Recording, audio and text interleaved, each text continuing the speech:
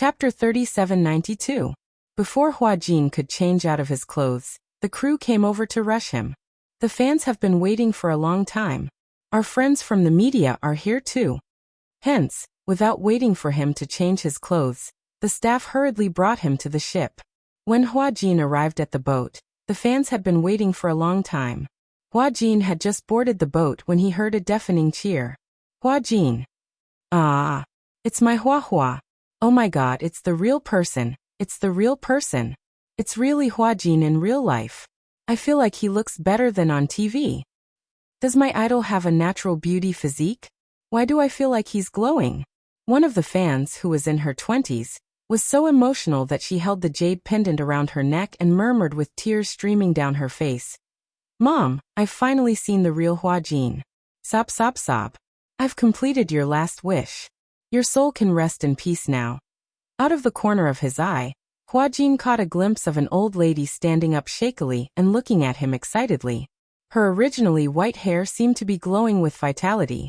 He was so shocked that he took half a step back. He grabbed his assistant and asked, "Oh my god? Who's this old lady? She's your fan? What? Do I have fans this old?" Not only that, if it weren't for the age restriction, an 8-year-old kid would have come too. Among all the fans, only one girl was calm. Rather than calm, it was more appropriate to say that she was dumbfounded. She was wearing a black and white dress. Her soft hair was neatly tied up. Her delicate oval face was not stained with any makeup, but her looks were not inferior to those glamorous actresses. It seemed like she was one of the more normal fans. Huajin was just feeling comforted when he saw the girl suddenly stand up. Amidst the crowd's exclamations, she walked in front of him. "Why are you here?" Huajin's face was full of question marks. "Oh please, this woman looks so normal. Is there something wrong with her brain?"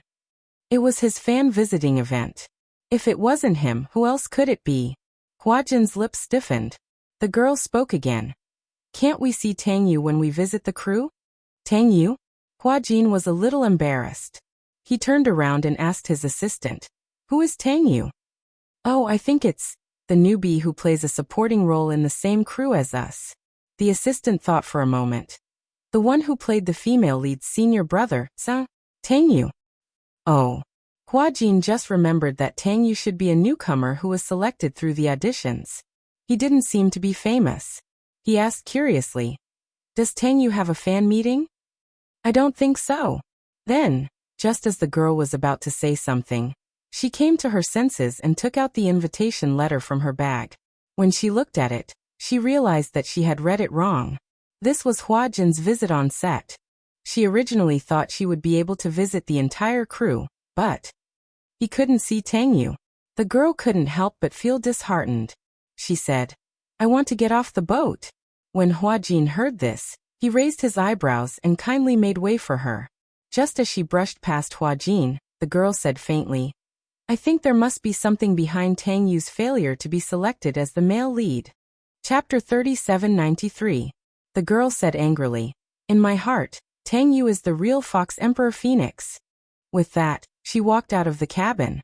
With a frown, Huajin turned around and stared fixedly at her back view. His face was tense. Before Tang Yu's debut, he was a famous internet celebrity model. With his handsome appearance, he was the book model for the original Heavy Snow. In the official stage play, Tang Yu played the role of the male lead Phoenix. In the movie and TV series, Huajin stood out from the netizens' votes and became the male lead candidate. Tang Yu, who was not popular, could only be reduced to a supporting role. Huajin's face was livid. He walked over and grabbed her hand tightly and said in a deep voice, "You're not allowed to go. You haven't made yourself clear. Let go of me." "What do you mean by there must be a conspiracy?" The hull suddenly shook. The girl was standing on the edge of the boat. The boat had started moving, and the rope connecting the shore had long been cut. With the slight shaking, Huajin only felt a burst of instability under his feet. The girl who was pulled by his sleeve lost her center of gravity and fell toward the boat. "Ah!" The girl cried out softly and subconsciously reached out to grab everything in her hand. Suddenly, she caught Huajin's sleeve. Huajin only felt that he lost his center of gravity. The two of them fell heavily into the lake. In the lake, Bubbles were rolling. Hua Jin was wearing a fiery red fur coat. In the cold lake, he was as gorgeous as a demon. He saw the girl sinking to the bottom of the lake and immediately reached out to grab her hand. The girl struggled hard. She didn't know how to swim at all. In her nervousness, a steady stream of lake water poured into her mouth and nose. It seemed that she was about to run out of oxygen. At this moment, Hua Jin swam to her side, raised the remaining water in his mouth, and passed it to her mouth. Hua Jin? Hua Jin, wake up. Somehow, she felt like someone was slapping her face. Hua Jin, wake up. Then, there was a huge pressure that kept suppressing her abdomen. Liang Yin only felt a surge in her chest. Then, almost reflexively, she opened her mouth and vomited the lake water that blocked her lungs and trachea. Ugh. Great, it's okay. The assistant was ecstatic. She hugged her body and cheered for a while. That's great. Hua Jin, you're finally awake. I thought something happened to you. Sob. If anything happens to you, I really don't know how to explain it. Something happened? What if? She didn't understand. Also, who was the woman who was crying beside her ear? Why did she keep calling her Hua Jin? She wasn't. Liang Yin opened her misty eyes and felt a sharp pain in her throat. She coughed, but the voice that came out was that of an unfamiliar man. She widened her eyes in shock. Instinctively, she reached out to touch her throat, but she suddenly felt her Adam's apple. Adam's apple. Why did she have an Adam's apple? Liang Yin was so shocked that she couldn't say a word. When the surrounding staff saw that she had woken up, they immediately crowded around her and wrapped her in a huge blanket. It's cold, don't catch a cold. Chapter 3794. Hua Jin? Was it her imagination? Why were the staff surrounding her and calling her Hua Jin? Wait, she said nervously. She wanted to say something, but she didn't know how to express herself. She actually wanted to ask what had happened, where was this place, and who was she? The last question was indeed a little unimaginable. However, even though she found it hard to understand, she still wanted to ask. Why did her voice change? Was she dreaming? Liang Yin stood up in a daze and instinctively wrapped the blanket tightly around herself. However, she heard someone say, "This girl doesn't seem to have woken up yet. What's going on? Why isn't the ambulance here yet? Could it be that something happened? If there's an accident, it'll be difficult to handle." Liang Yin looked in the direction of the voice and saw a group of people surrounding a person, discussing animatedly. She narrowed her eyes and saw a pair of familiar shoes. Before she could react, the staff pushed her and said, "Hua Jin, don't just stand there. Hurry back to the hotel and take a hot shower. If you fall sick from the cold, it'll delay the trip again." She was carried away in a daze. Behind her, after a round of emergency treatment, the girl who was surrounded finally opened her eyes slowly. "The hot water is ready. Take a rest after you're done with your shower.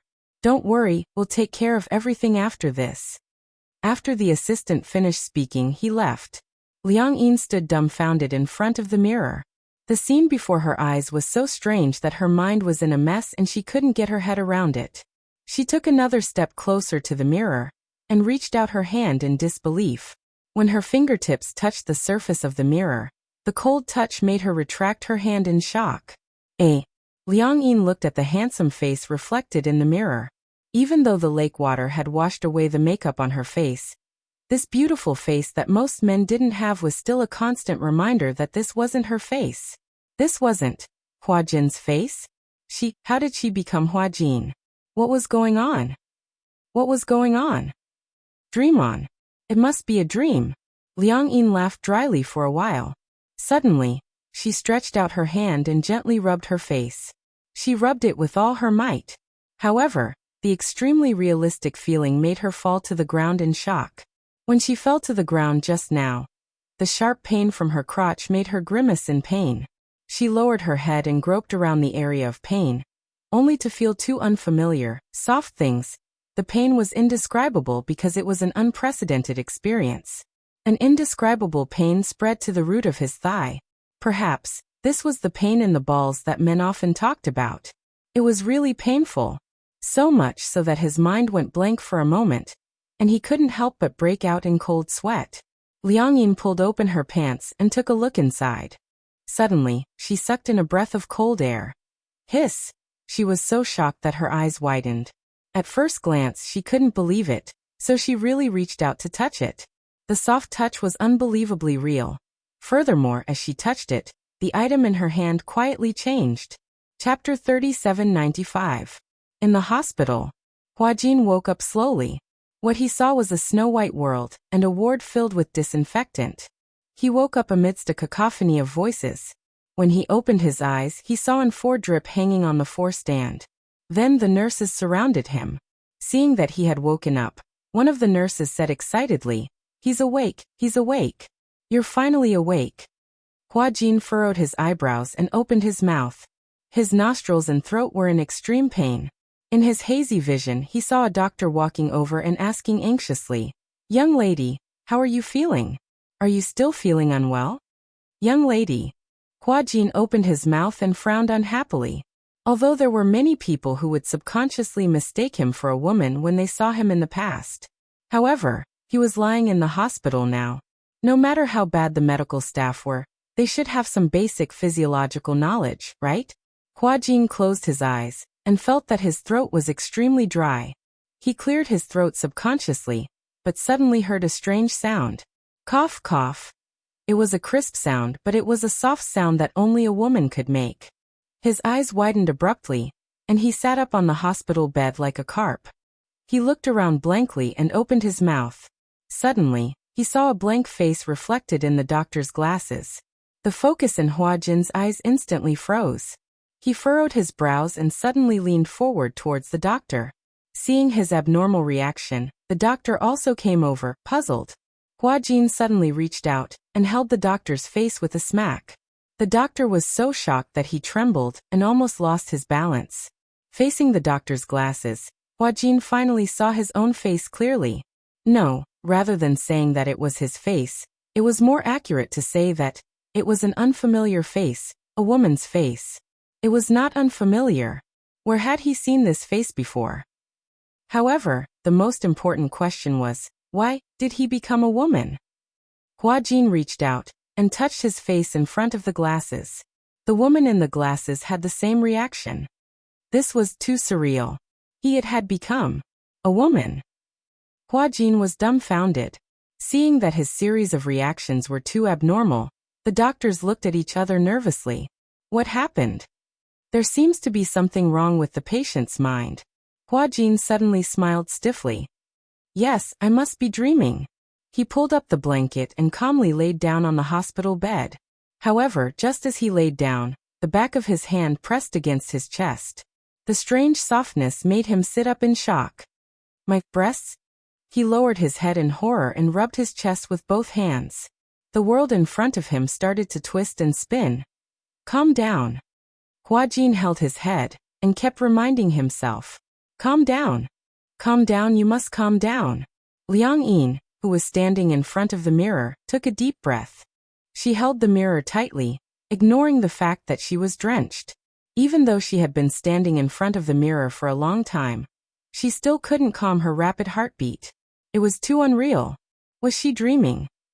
However, according to a normal scientific explanation, it was impossible for a soul to be exchanged.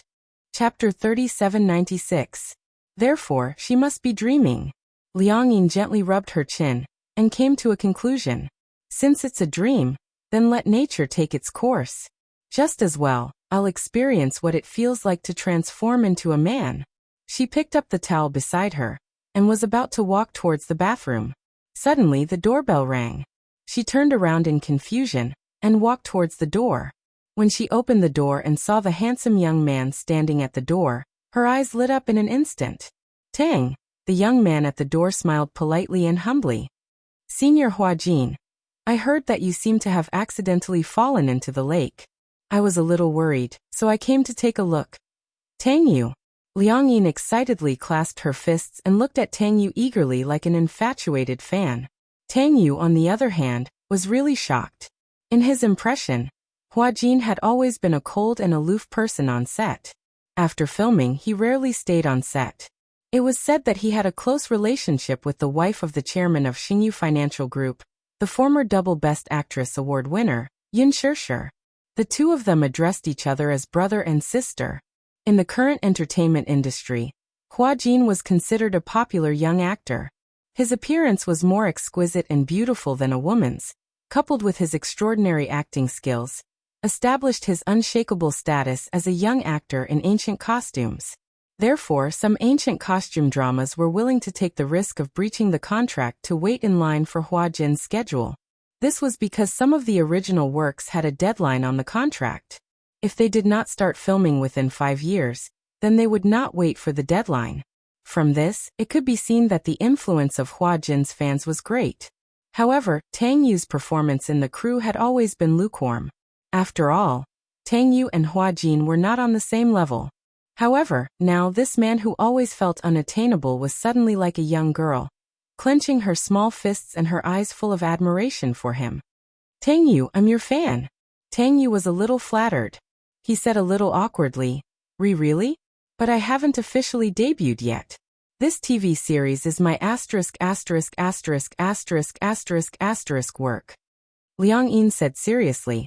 Although you haven't debuted yet, I've been paying attention to you for a long time. From the moment you debuted as a model to the auditions and before that, you were a book model for many novels. You are the book model in the original novel of Heavy Snow. You are the one who played the role of Fox Emperor Fengji. Tang Yu was stunned. It turned out that, why was Senior Hua Jin so concerned about him? He even knows that I was once a book model for Heavy Snow? It can't be. Tang Yu was a bit confused and couldn't react. Actually, I think that you should be the real male lead of Demon Eyes. I'm guessing that Hua Jin was able to become the male lead because of some shady dealings and unspoken rules. Tang Yu stared at him as if he had seen a ghost. Who would say that there was definitely something shady about being the male lead? Tang Yu felt that the way he opened the door must be wrong. Why was Hua Jin in front of him? It was as if he was possessed by a ghost. It was too strange. Senior Hua Jin, are you okay? While Tang Yu was in a daze, Liang Yin was looking at him with infatuation. God, little brother Tang Yu was so handsome no matter how she looked at him. Chapter 3797. For a long time, she could only look at him from afar, silently supporting him by buying his role-playing books and following his Weibo posts. Compared to Hua Jin, Tang Yu had been staying in the 2D fan circle. After making a name for himself as a book model, Tang Yu participated in many auditions and applied to the Film Academy. Until the audition for Demon Eyes, he was chosen by the director with his excellent performance and extraordinary talent. Plus, he was a book model in the original novel, so he had a certain fan base. Therefore, he got a supporting role. Tang Yu was flattered. After the audition, he was able to get a supporting role instead of a walk-on role without any lines. This already made him very encouraged. Liang Yin was also happy.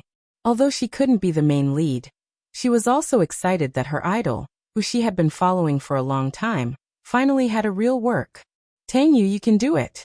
Although you're not the male lead this time, I believe that if this TV series is aired, you'll definitely be famous. When that time comes, you'll become famous overnight, and many directors will want you to be the male lead. Tang Yu looked at Hua Jin, who was speaking in a girly tone. He always felt that this girly tone, when embraced by Hua Jin, actually, have one point against, and feeling. Perhaps, Hua Jin's appearance was too beautiful, so much so that it blurred the characteristics between genders. Tang Yu was a little shy as he thanked him. Senior Hua Jin, I'm very encouraged by your words. But, do you want to take a shower first? I see you're all wet. Tang Yu. Liang Yin suddenly stretched out her small hand carefully and gathered her courage to ask, Can I touch your hand? When Tang Yu heard this, he didn't know why, but he inexplicably got goosebumps. Hearing this from Hua Jin's mouth, he always felt strange. However, as a senior in the crew, Tang Yu didn't dare to disobey Hua Jin's request. Thus, he resisted the strange feeling and slowly raised his hand. When Liang Yin saw him raise his fair and smooth right hand, her heart suddenly started to beat with a thump-thump-thump sound. Dong. Boom. Her face flushed red.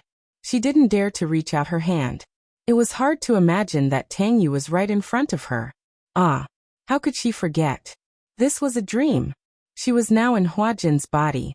Moreover, no matter what she did in the dream, once she woke up and returned to reality, everything in the dream would not affect anything in reality. Liang Yin suddenly held his hand tightly.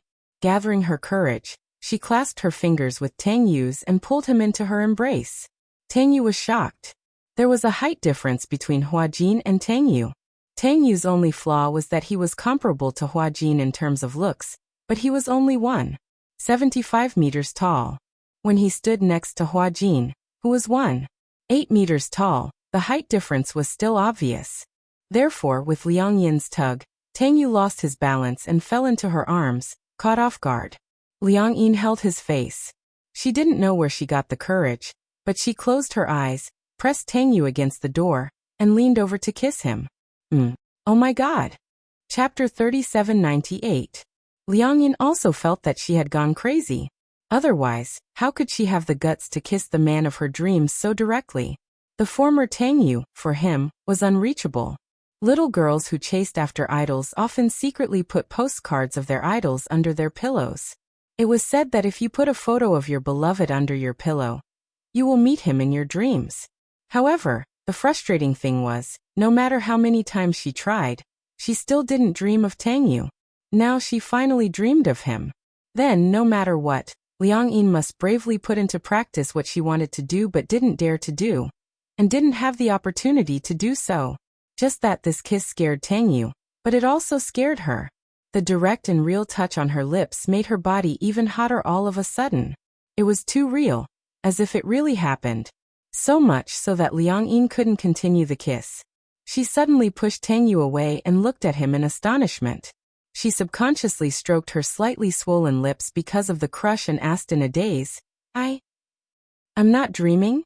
Tang Yu looked at him in a daze but didn't dare to say anything. He was very suspicious that there was something wrong with Hua Jin's mind. So much so that he inexplicably pulled him into his arms and inexplicably kissed him. And finally, inexplicably pushed him away. What the hell was wrong with him? It was the first time Tang Yu was kissed by a man, so he was a little embarrassed.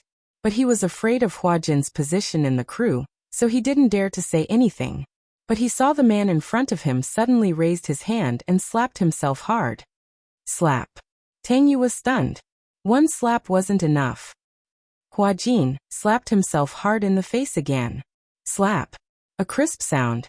The burning pain spread from the facial nerves to the brain nerves, making her fiercely react. This wasn't a dream. This was really. What happened in front of her really happened.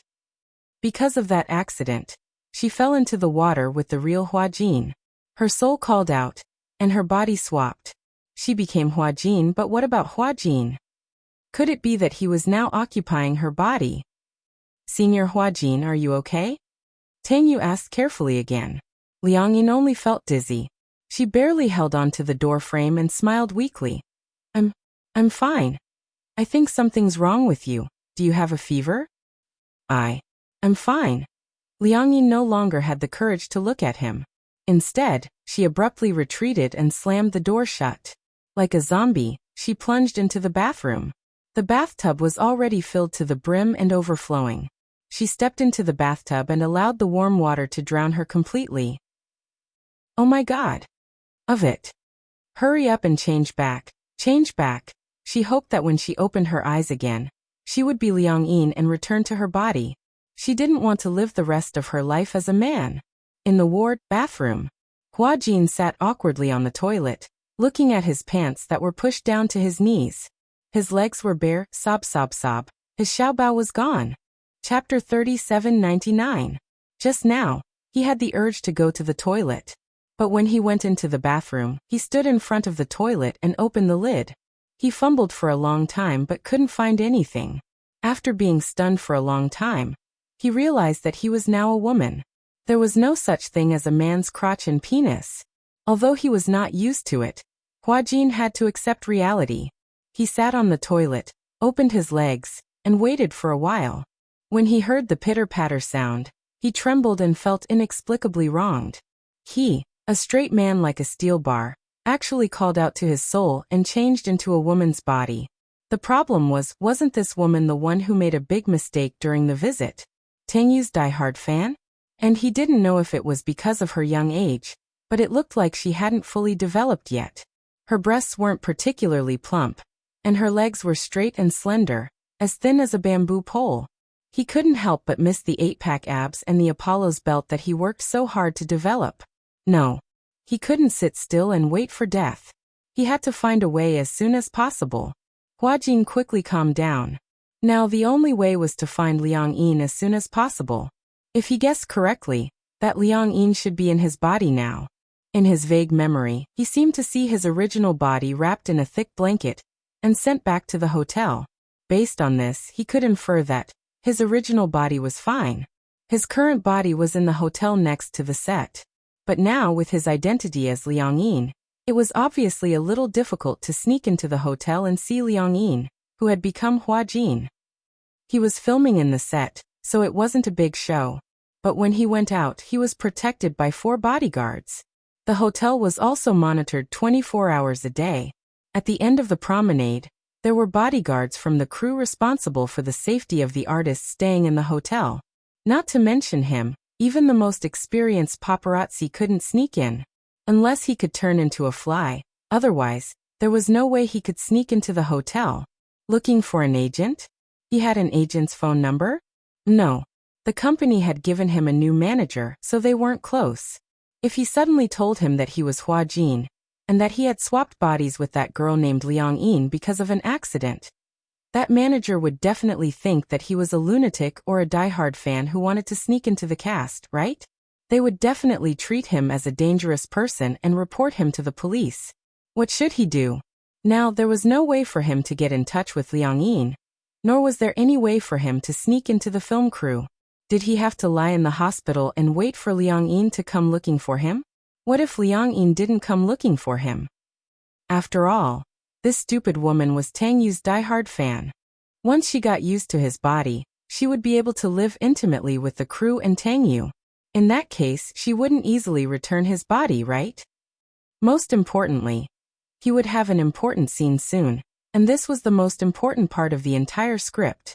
That Liang Yin was not an actress, and if she acted on camera, she would definitely mess it all up. Huajin had a headache and frowned. He only felt that the future was uncertain. Chapter 3800. Huajin thought for a while, and decided to give Yin Shishir a call. He wanted to go back to the Mu family first before making other plans. He fumbled in his bag and found a mobile phone. It was Liang Yin's mobile phone. However, the mobile phone had a 6-digit password. Huajin did not know Liang Yin's password. He tried a few of the more common passwords for lazy people, but it still showed that he had entered the wrong password. If the password was wrong, the mobile phone could not be used. Feeling disheartened, he entered his own birthday. He did not expect that the mobile phone would be automatically unlocked. Huajin did not have time to be shocked. He quickly entered Yin Shishir's number. The beeping sound from the other end lasted for a few seconds. Finally, the call was connected. Hello. Before he could state his identity, Gong Jie's distinctive cold voice was heard from the other end. Who is it? Gong Jie urged impatiently. Speak. Liang Yin reacted quickly. Where's Shishir? Who are you? I'm. Liang Yin furrowed her eyebrows. If she were to admit that she was Huajin in front of Gong Jie over the phone, Gong Jie would definitely think that he was a lunatic, hang up the call, and blacklist his number. This was the reaction that he had imagined Gong Jie would have. After all, in the world of ordinary people, it was really difficult to understand such a mysterious thing as soul exchange. Even until now, he found it hard to accept this reality. If he were to tell the truth to Gong Jie would definitely think that he was an idiot. Huajin pondered for a moment and said, Are you Gong Jie? Oh. Gong Jie was a little wary. Who are you? How do you know my name? I heard Shishir mention you often. You're Shishir's younger brother. I saw you at Shishir's wedding, but I don't think you have any impression of me. Gong Jie was silent, but did not say anything. Huajin asked anxiously, Where's Shishir? I went out and forgot to bring my phone. No. How could he drop the ball at such a critical moment? Hua Jin felt so wrong that he was tearing up. Gong Jie raised his eyebrows suspiciously. What's the matter? It's like this. I broke my leg, but because I didn't have any money on me, I couldn't leave the hospital because I didn't pay the medical fees. So, Hua Jin was extremely embarrassed. This Liang Yin was really poor to the max. After rummaging through the entire bag, there was nothing but a wallet containing a $100 bill. Rather than saying that he was hospitalized, it would be better to say that he was detained in the hospital because he couldn't afford the medical fees. Is it convenient for you to transfer the money to me? For the record, I'm really not a liar. Gong Jie asked directly. Which hospital? Near the film city. Mercy Hospital.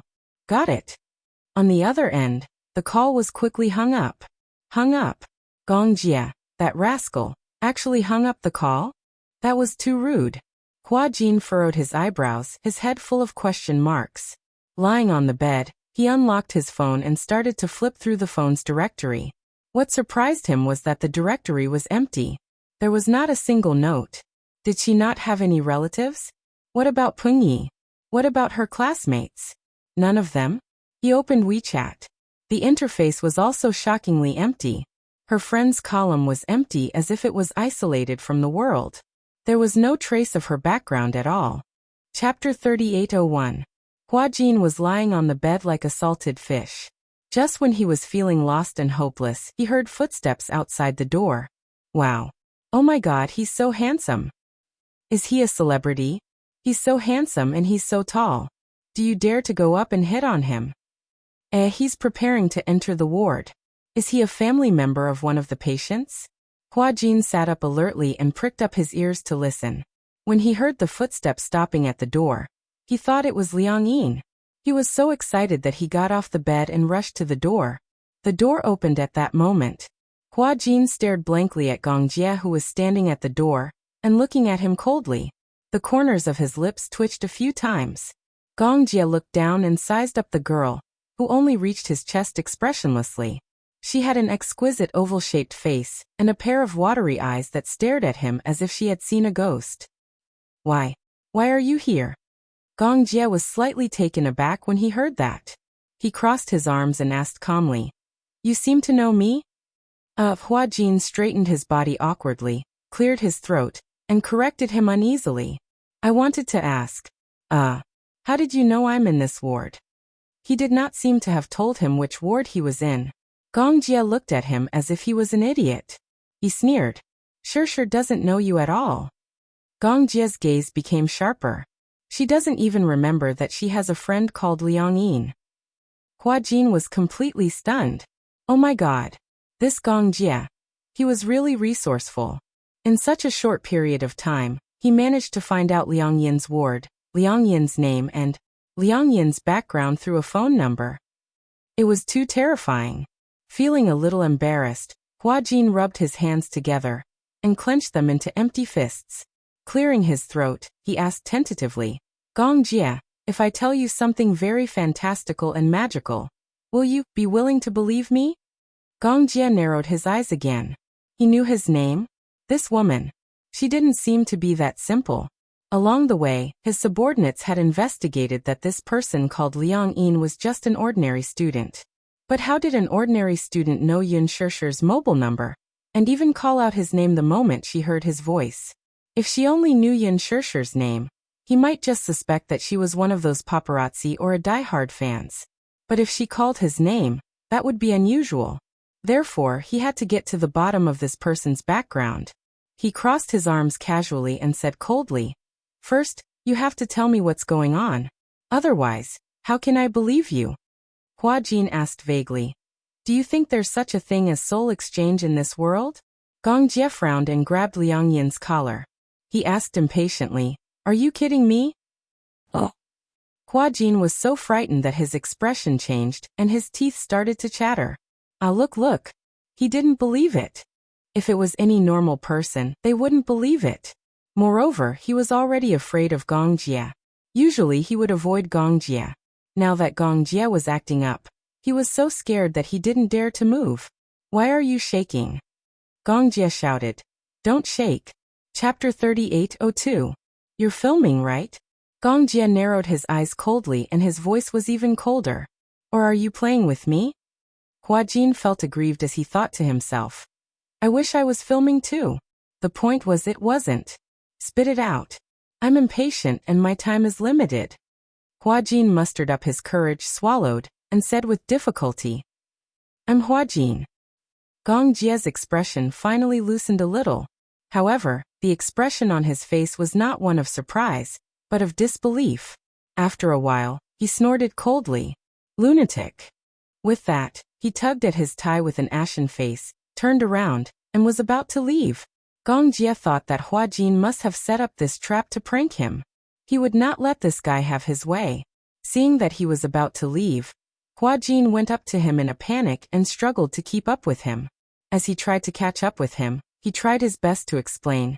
Gong Jie, listen to me. The reason why it was difficult was because Gong Jie's legs were too long. With a height of 1.9 meters, just his pair of long legs alone would bring him closer to 1 meter with every step he took. If it was the previous Hua Jin, he could still manage to keep up. The problem was that with his 1.63 meters height, there was a height difference of 30 centimeters. Gong Jie walked, while he had to jog to keep up with him. You might not believe me if I say this. But, no matter who it was, it would be very difficult to explain it clearly. But I'm not lying to you, and I'm not playing with you. I'm really Hua Jin. Gong Jie ignored him. He thought that this girl who was jumping up and down like a little rabbit was Hua Jin's accomplice to prank him.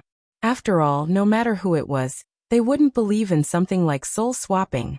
Hua Jin panicked and reached out to grab his arm. However, he had apparently forgotten that Gong Jie was a clean freak and never liked anyone touching him. Gong Jie turned around abruptly and grabbed Hua Jin's collar as if he was grabbing a rabbit's ear. He lifted him up by the collar of his hospital gown. Hua Jin struggled for a moment and instinctively tried to push him away. Because of the Gong Jie's action, the collar got stuck on his neck, and he found it hard to breathe for a moment. Gong Jie pushed him against the wall, his big hand easily clasping his neck. Gong Jie did not use any force. He just fixed him to the wall. Gong Jie's tone was unfriendly, and his expression was cold. His eyes were like those of a ferocious beast, and he stared at him with burning eyes. Damn it, where is Hua Jin? Hua Jin's eyes widened in shock. He pointed at himself and explained in a panic. Me, I'm Hua Jin. I don't remember that guy having breasts. Gong Jie looked at him disdainfully from head to toe and asked, You said that you're Hua Jin. Do you have any evidence? Hua Jin gulped with difficulty. His throat moved as he said aggrievedly, What evidence do you want? What evidence can you find to prove that I'm telling the truth? Gong Jie could not be bothered to waste time with him. Chapter 3803. Gong Jie stopped in his tracks abruptly. His brows furrowed as he turned around abruptly. His vulture eyes were fixed on Tang Yuanchu. Dangerous and intimidating. What did you say? Hua Jin shrunk his shoulders but mustered up his courage to say, Well, I still remember when we were playing cards and you and I lost. Mu Yaja made us play a paper towel game just to prank us. Speaking of this, Hua Jin was also very embarrassed. However, he had to say it. Well, at that time, he wanted to describe the details. Gong Jie felt extremely nauseous when he mentioned that incident. He resisted the urge to vomit and covered his mouth. His face was ashen as he said, Shut up. Hua Jin then shut his mouth obediently and didn't dare to say another word. Gong Jie stood where he was and sized up the unfamiliar girl in front of him in disbelief. To be honest, no one would believe that a girl who came out of nowhere and told him that she was Hua Jin, and that their souls had swapped. Even though Hua Jin had mustered up his courage to mention that incident. However, Gong Jie still found it hard to believe. After all, if he believed it and was tricked by Hua Jin, this incident would definitely be a stain that he would never be able to erase. Gong Jie lifted his handsome face and sized him up again. Suddenly he said word by word, I'm warning you one last time. Tell me the truth, or else I'll really kill you. Hua Jin was trembling in fear when he saw his kind gaze. Even so, he still pinched his palms hard and used the last of his courage to say with difficulty, I'm really Hua Jin. I'll have more chances to prove this to you. What's true can't be false, And what's false can't be true. If I'm lying to you, you can do whatever you want. Others may not know, but I know what kind of person you are. You are the future successor of the Hurricane Group. I can offend anyone, but I wouldn't dare to offend you. I can joke around with anyone, but I wouldn't dare to joke around with you. After saying that, Huajin clenched his fists tightly and bit his lips stubbornly, feeling wronged. If he had any other way, he wouldn't tell Gong Jie about this. He didn't know if he would have to guard this body for the rest of his life after his soul had swapped bodies. If he really couldn't return to how he was before, he would definitely break down. Moreover, he might even be mocked by others. Furthermore, after living as a man for more than 20 years, he had no way to adapt to suddenly becoming a girl. Gong Jie looked at him deeply and suddenly said, "You'd better be sure that you're telling the truth." Huajin nodded vigorously. Gong Jie pursed his thin lips and moistened the tip of his tongue. He looked around and suddenly said, "I've already paid for your medical fees." Well, Huajin took a step forward and asked, "Can you not mention this to Shirshir for the time being?" "Why?" "Because," Huajin said awkwardly, "it's better not to let others know about this for the time being." Initially, he didn't want to tell Gong Jie about this. Initially, he wanted to find Shirshir and ask her to pay for the medical fees first. Then he would make other plans. She did not expect Gong Jie to pick up her call. He even made a show of investigating the matter, and found his way to the hospital. Chapter 3804. While Huajin was having a headache, Gong Jie asked unhappily, "What about me?" "What?" Gong Jie raised an eyebrow. "I don't belong to the category of others." "Or do you mean that I'm special?" Gong Jie said in a disapproving tone. "Why should I know about this?" Huajin was dumbfounded. "I don't have the patience to deal with this." Gong Jie crossed his arms and said, "Now I've already paid for your medical fees. You're on your own now." Huajin was furious when he heard that. "Hey, don't you have any sympathy at all? I'm already in such a pitiful state. A man turned into a woman, and you still have such a cold attitude. Hey, don't you have any sympathy at all?"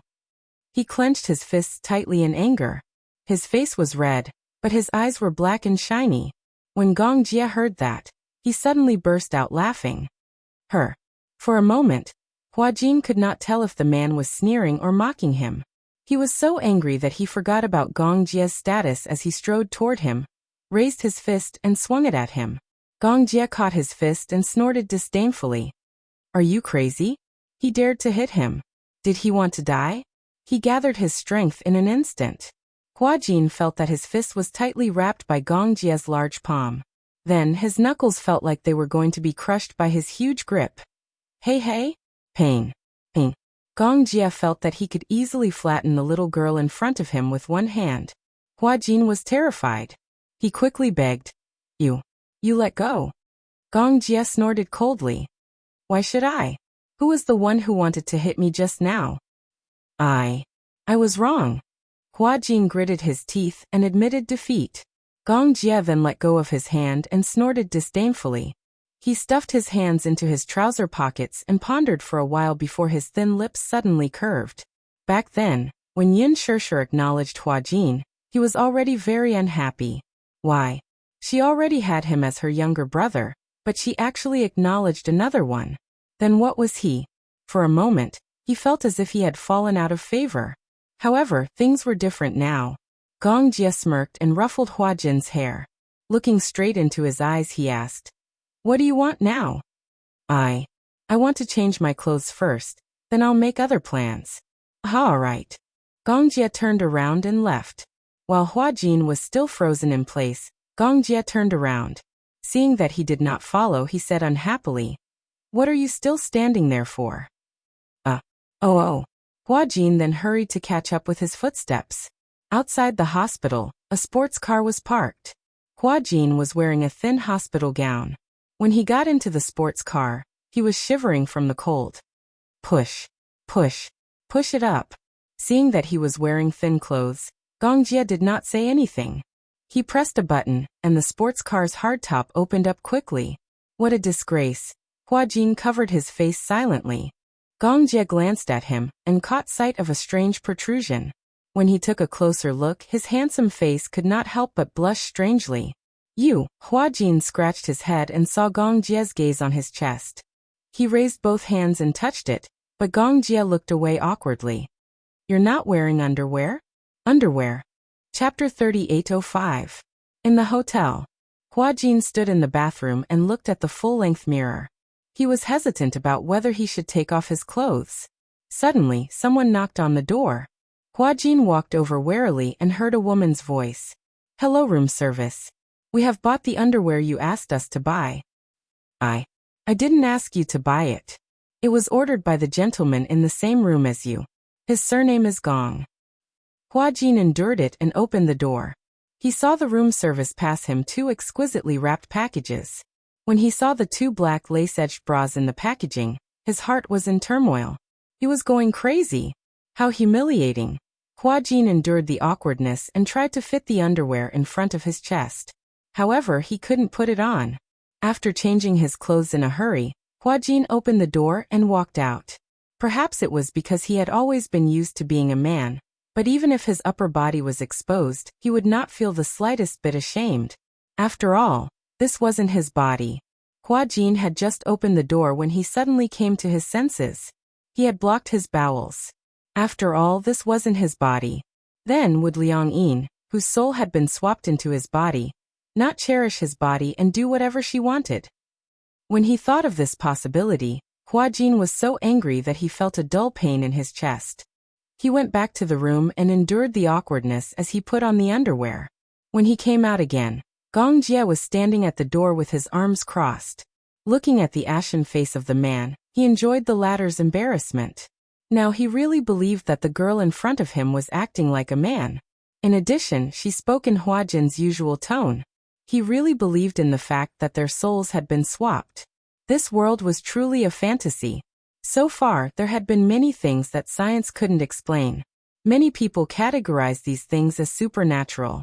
Even many staunch atheists firmly believed that there were no ghosts in this world.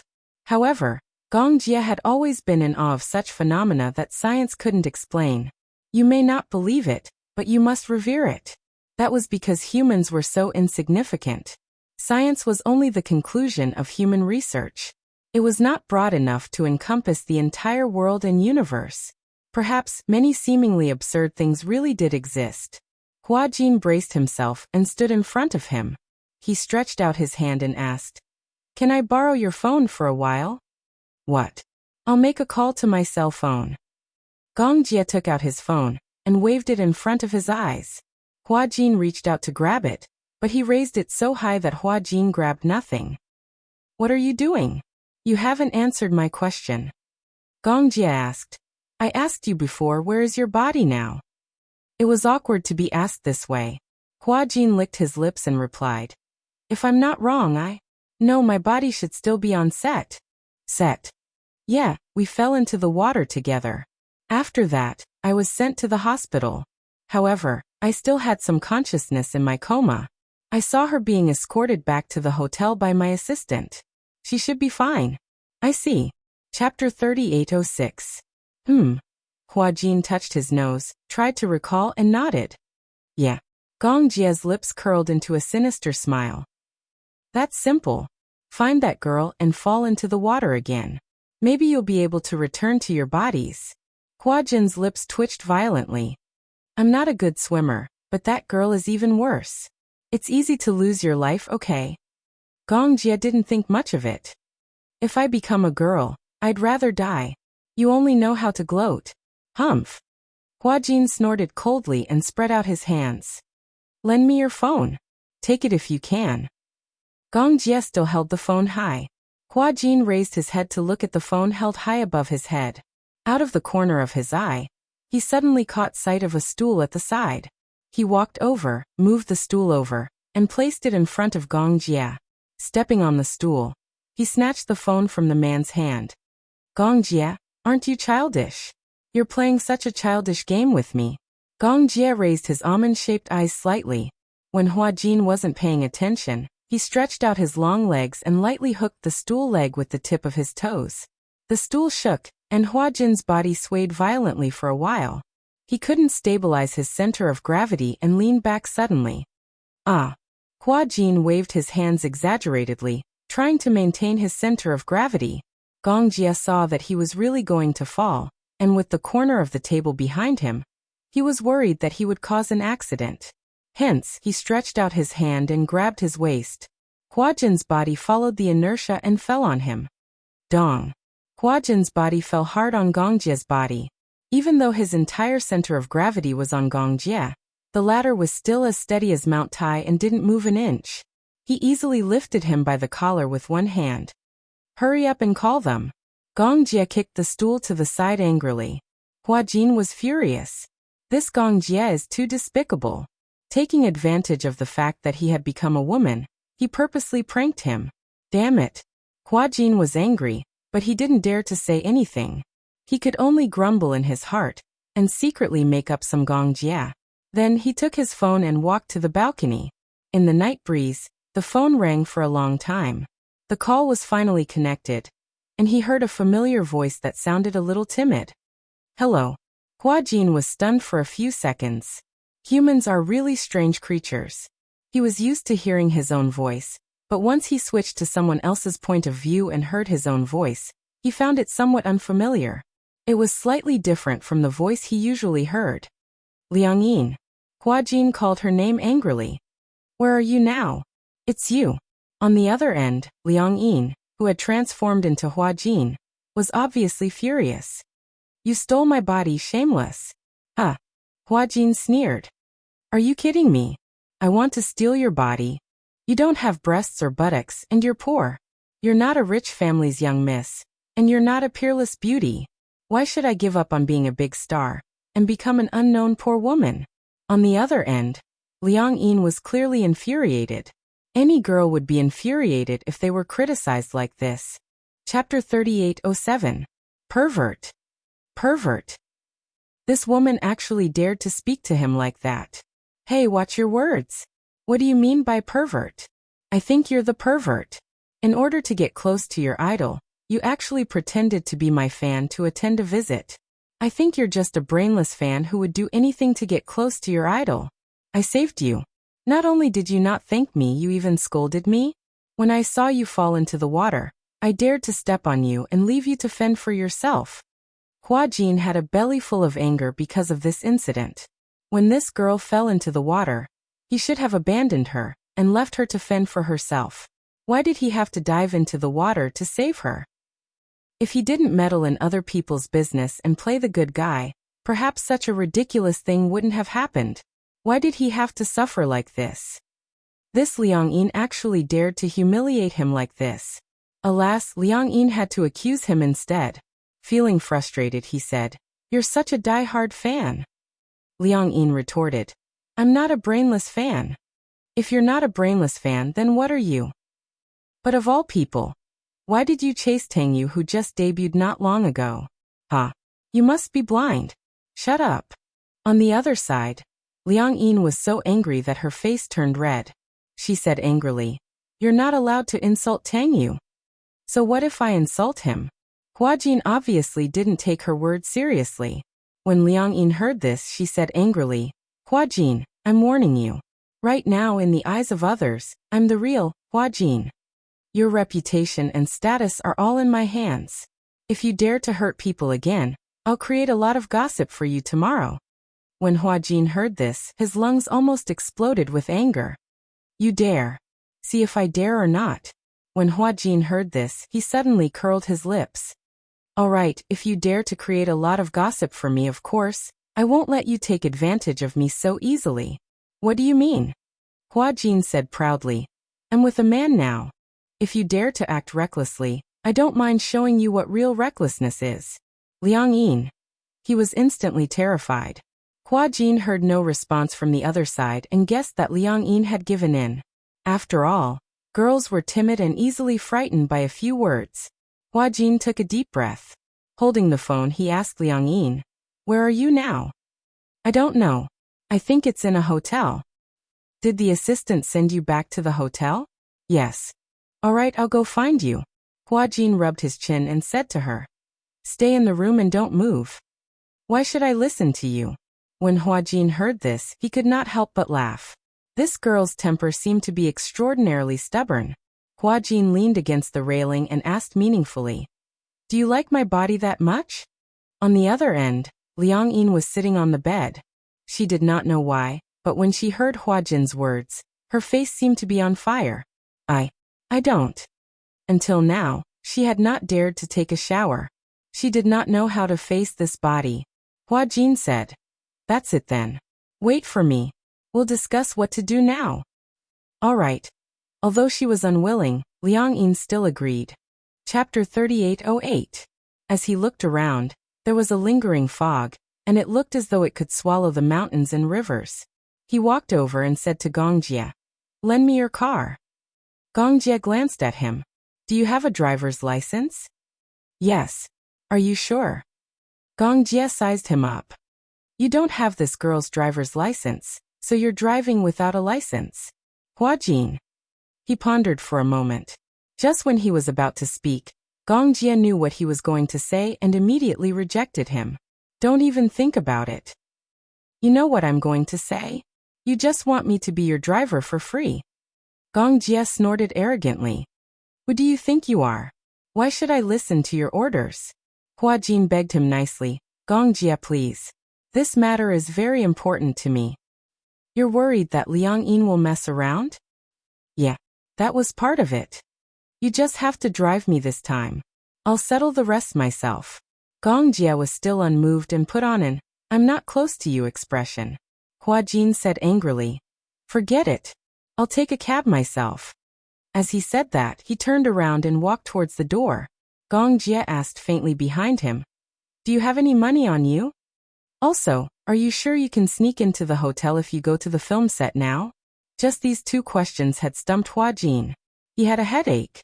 He turned around gloomily, looking extremely dispirited. "You're not helping me again." Gongjie heard that and said, "It's not impossible for me to help you, but there are conditions." Huajin felt a little uneasy when he heard that. Not everyone could afford to owe Gongjie a favor. This condition must be very harsh. However, he was still mentally prepared. "Go ahead." Gongjie stood up, walked up to him and said slowly, "In the future, when I'm around, you're not allowed to call Shirshir sister in front of me." Huajin was dumbfounded. Gongjie was a little displeased when he saw his expression. "What's wrong? Can't do it? Just this?" Huajin frowned. "It's that simple." What else can I do? Do you think I can sever the relationship between you and Shirshir?" Gongjie had been unhappy about this for a long time, especially when he was around. Huajin affectionately called Yin Shirshir sister. He had always been brooding over it. Huajin nodded and said, "Okay, deal." "It's settled then," Gongjie said in a sinister tone. "If you dare to disobey, I'll teach you a lesson." All right. Young Master Jia." Huajin rolled his eyes hard in his heart. However, seeing that he had agreed so readily, Gongjie felt satisfied. Half an hour later, Gongjie sent Huajin to the hotel.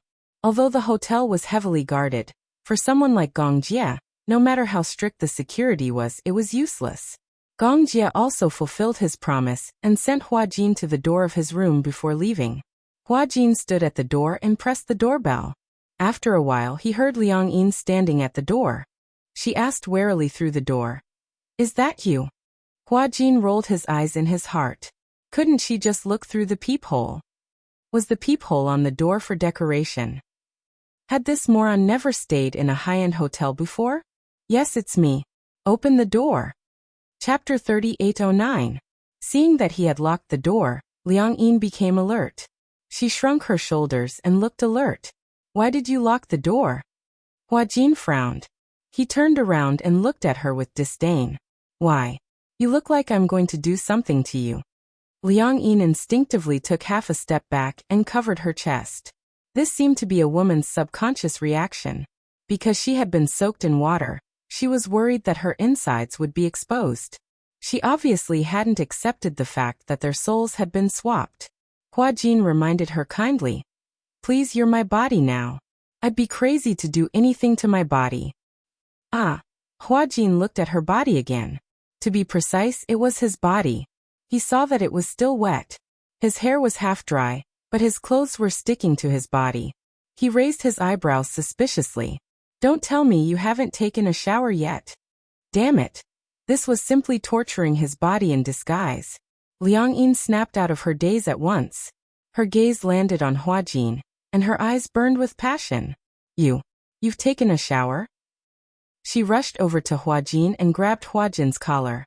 Unfortunately, Liang Yin was Huajin's body now, and Huajin had shrunk from his 1.8-meter-long legs into a cute girl. With Liang Yin grabbing his collar so tightly, he looked like a little white rabbit being lifted up. He looked powerless. Huajin didn't have any strength to retaliate. He struggled and said angrily, "What are you doing? You don't tell me you saw everything?" Liang Yin was infuriated. She glared at him and roared, "Don't tell me you've seen my body?" Huajin thought that this question was ridiculous. Have you ever seen someone bathe with their eyes closed? Liang Yin was so angry that she broke down. She said in despair, "So you've seen everything on my body?" "Nonsense. Otherwise, do you want me to get wet and catch a cold?" Huajin said angrily. "I'm the one who despises her. She doesn't have a good figure and she doesn't have any bright spots. She's an eyesore." Liang Yin couldn't refute. She was so angry that her eyes turned red. Her pair of eyes that were more charming than a woman's suddenly glistened with tears. She felt extremely wronged. Huajin was dumbfounded when he saw himself crying. "Why are you crying? You've seen me naked." Liang Yin was so angry that she fell to the ground, tears and snot running down her face. "In all my life, other than me, no one has ever taken advantage of me like this.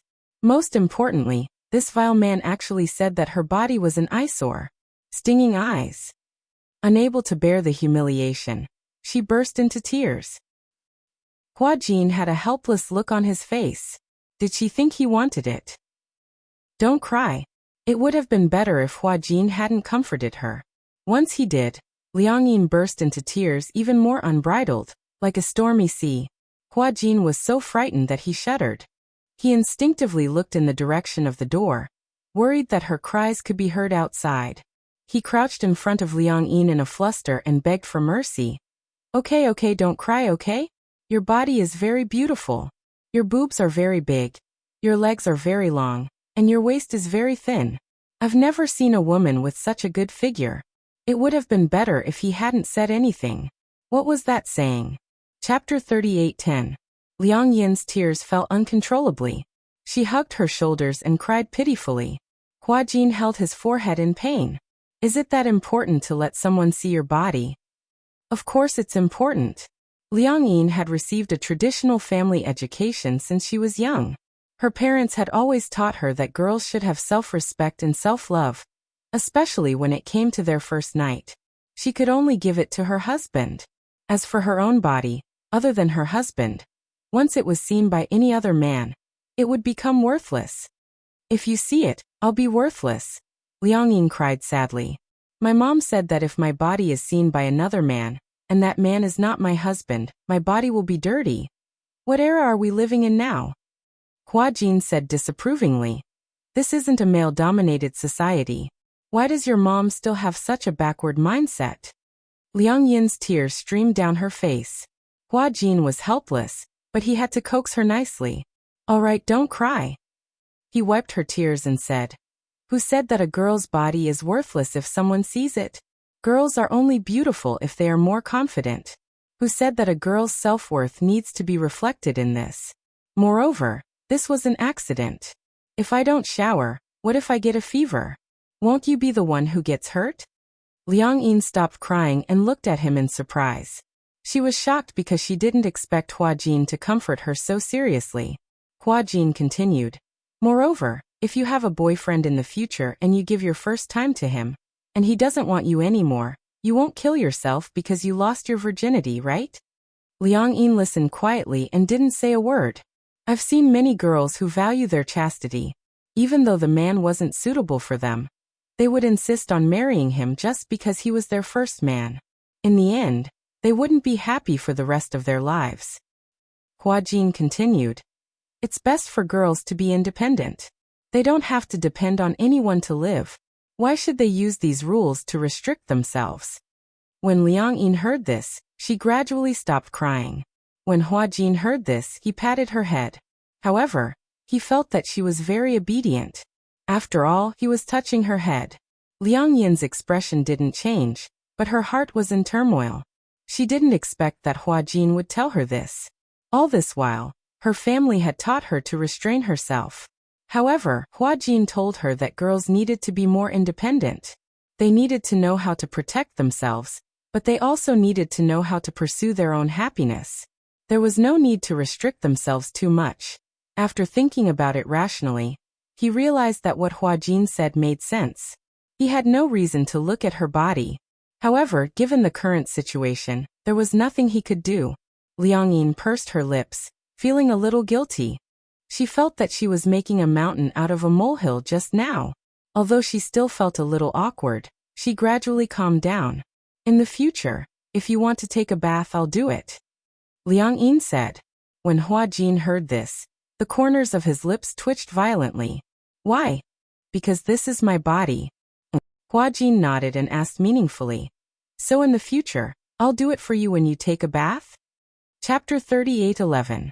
Hua Jin, on the other hand, was very serious. He pointed at her and said, because this is my body. No way. Liang Yin rejected him right away. Thinking about it, a grown man giving her a bath, no matter how she thought about it. That scene was too strange. Hua Jin didn't know whether to laugh or cry. Missy, don't you think your double standard is a little too much? Liang Yin blushed and said. A woman bathing is different from a man bathing. How is it different? There, Liang Yin lowered her head. Her face was so red that it looked like blood was dripping from it. You have to bathe there too. Nonsense, Hua Jin said awkwardly. Men have to bathe there too. Both of them kept quiet. Liang Yin stared at him anxiously. Hua Jin also looked awkward. Ahem. How about this? Hua Jin cleared his throat and said seriously. At most, when I bathe, I won't be so serious. I mean, it'll be lighter. He said it very vaguely. Liang Yin blushed even more. Hey. What? You're not allowed to touch places that you shouldn't touch. Do you think I want to touch it? Who knows? Hua Jin blushed even more. He was extremely embarrassed. Although I've always been curious about what it's like to be a woman, I'm not happy about it at all. I'm also a victim. Don't make it seem like I'm persecuting you, Liang Yin said unhappily. If you dare to touch places that you shouldn't touch, I'll touch them too. You can touch them. That's great. Liang Yin crossed her arms and snorted. I used to be curious about what it's like to have a man's balls crushed. You. Hua Jin widened his eyes. He pointed at her and said sternly, you'd better not touch it. It'll kill someone. Kill someone? Really? That place is the most vulnerable part of a man's body. Just imagining it made Hua Jin feel as if he had experienced it himself. He had goosebumps all over. That was the most vulnerable part of a man. In the past, when he was filming, the staff in charge of the wire was careless and he almost fell into the lake. He accidentally hit the railing by the lake. Although he didn't hit the bullseye, he almost lost his family line. Even though it was just a graze, it still hurt so much that he wanted to die.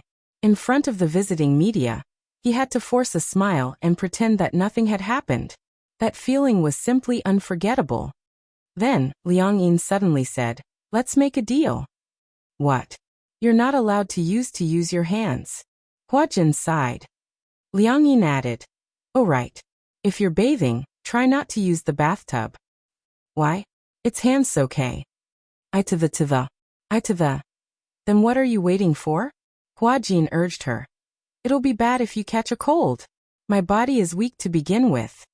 Hearing this, Liang Yin stood up slowly and stood at the bathroom door. She was still hesitant. Hua Jin walked behind her and kicked her in. Wash yourself clean. Come out clean and smelling good. You actually kicked. Chapter 38:12. In the shower room, Liang Yin looked at the overflowing water and took several deep breaths.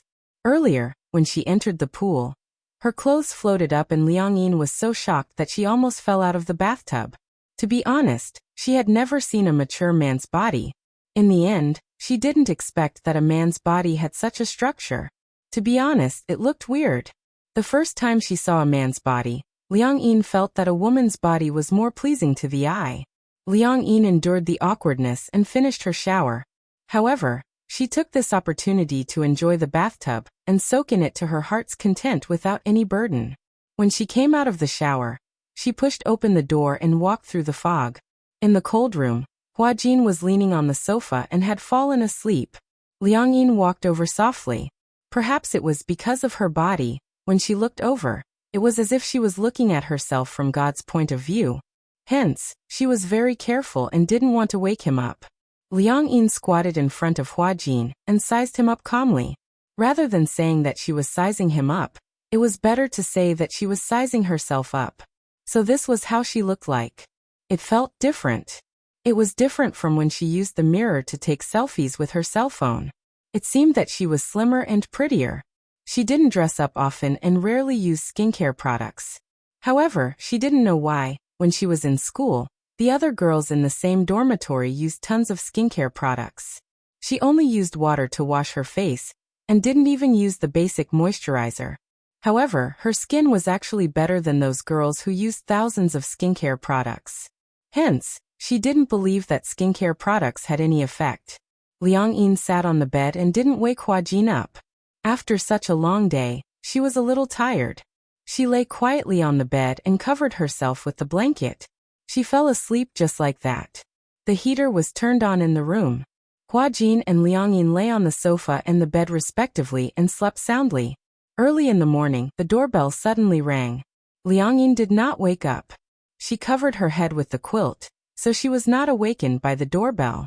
Huajin, on the other hand, was suddenly alert. He sat up from the sofa and walked to the door. Through the peephole, he saw his assistant standing at the door with a nervous expression. Huajin? Huajin. Huajin was just about to speak when he saw his hand on the doorknob.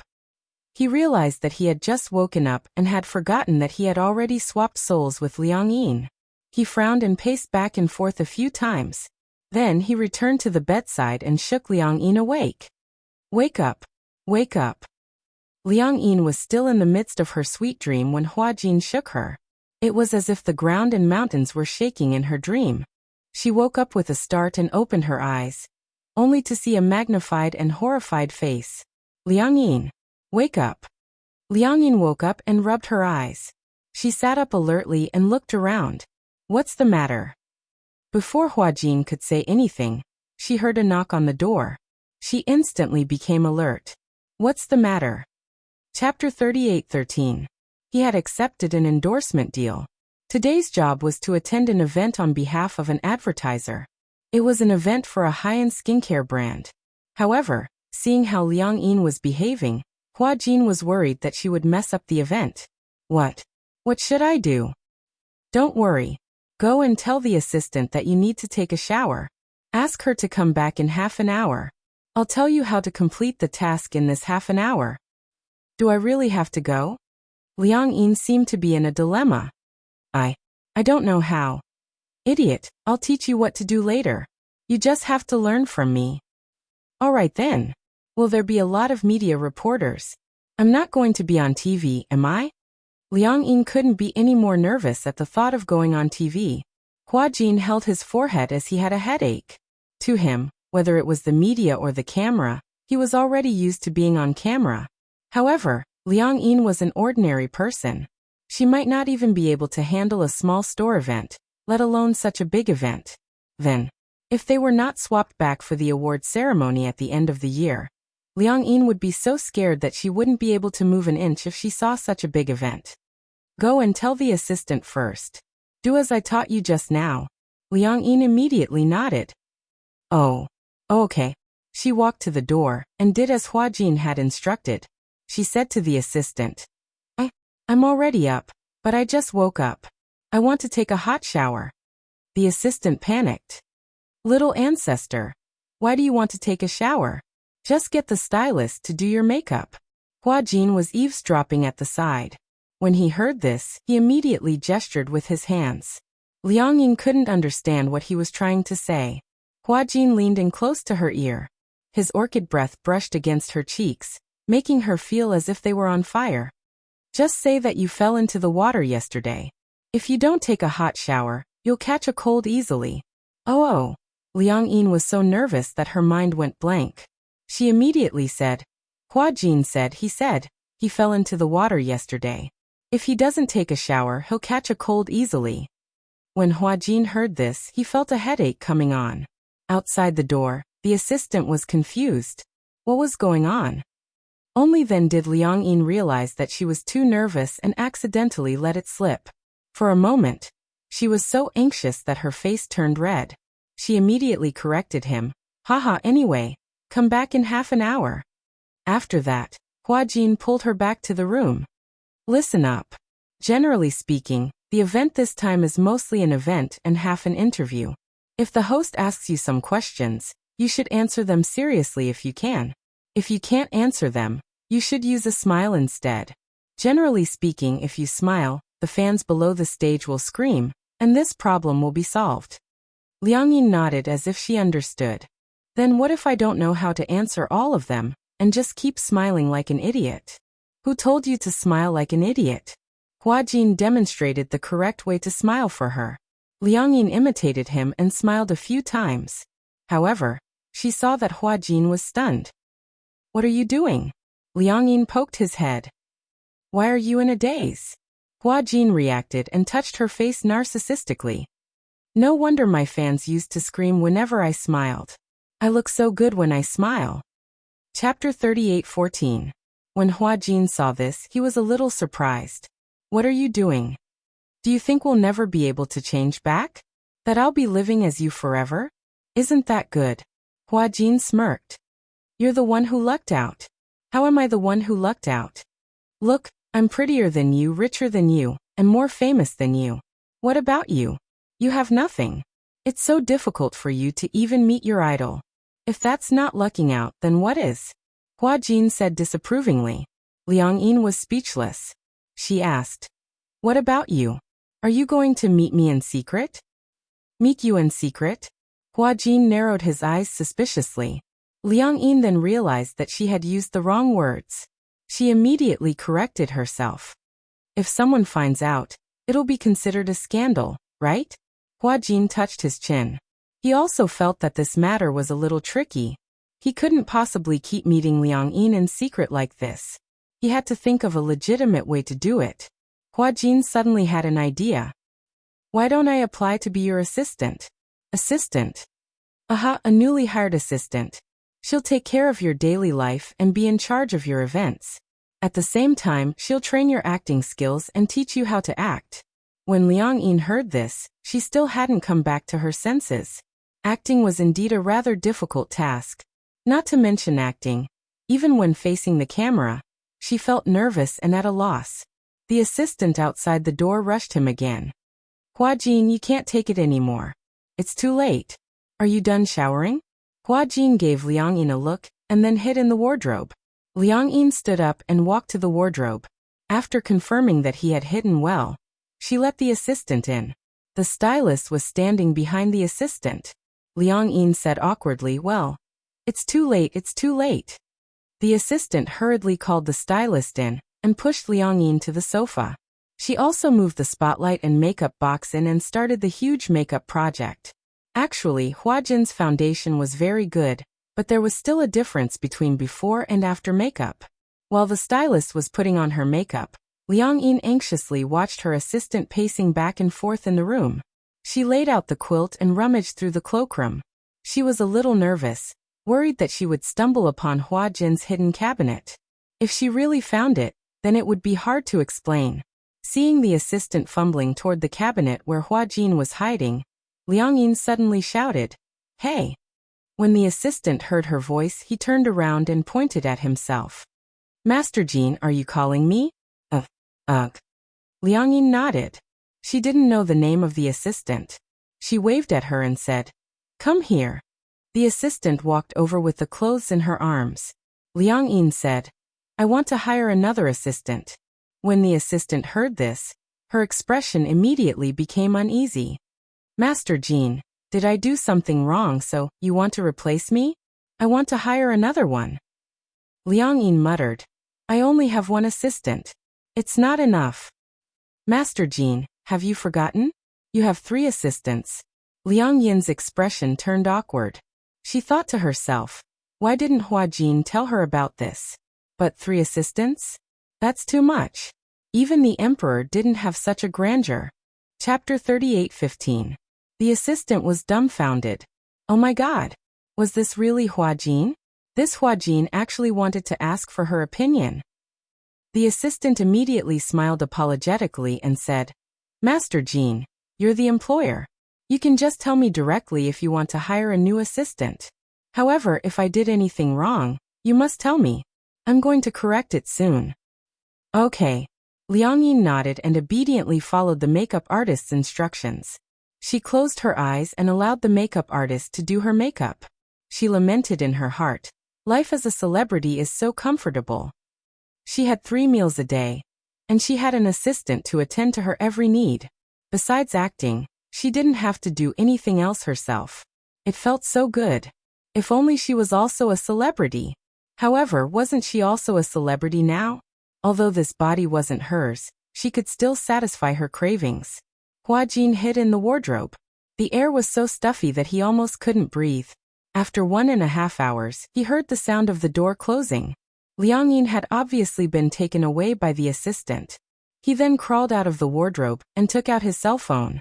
This cell phone belonged to Liang Yin. It had run out of battery, so he connected it to the charger first. Coincidentally, Liang Yin had forgotten to bring her cell phone when she left. He picked up his cell phone and dialed Qin Zhou's number. Half an hour later, Qin Zhou appeared. The moment he opened the door, Hua Jin grabbed his hand and dragged him in. He looked outside the door warily and then closed it. After Qin Zhou entered the room, he looked around and saw that there was only Hua Jin in the room. Hence, he turned around and sized up Hua Jin in disbelief. In front of him was a thin girl with a nervous expression. Who are you?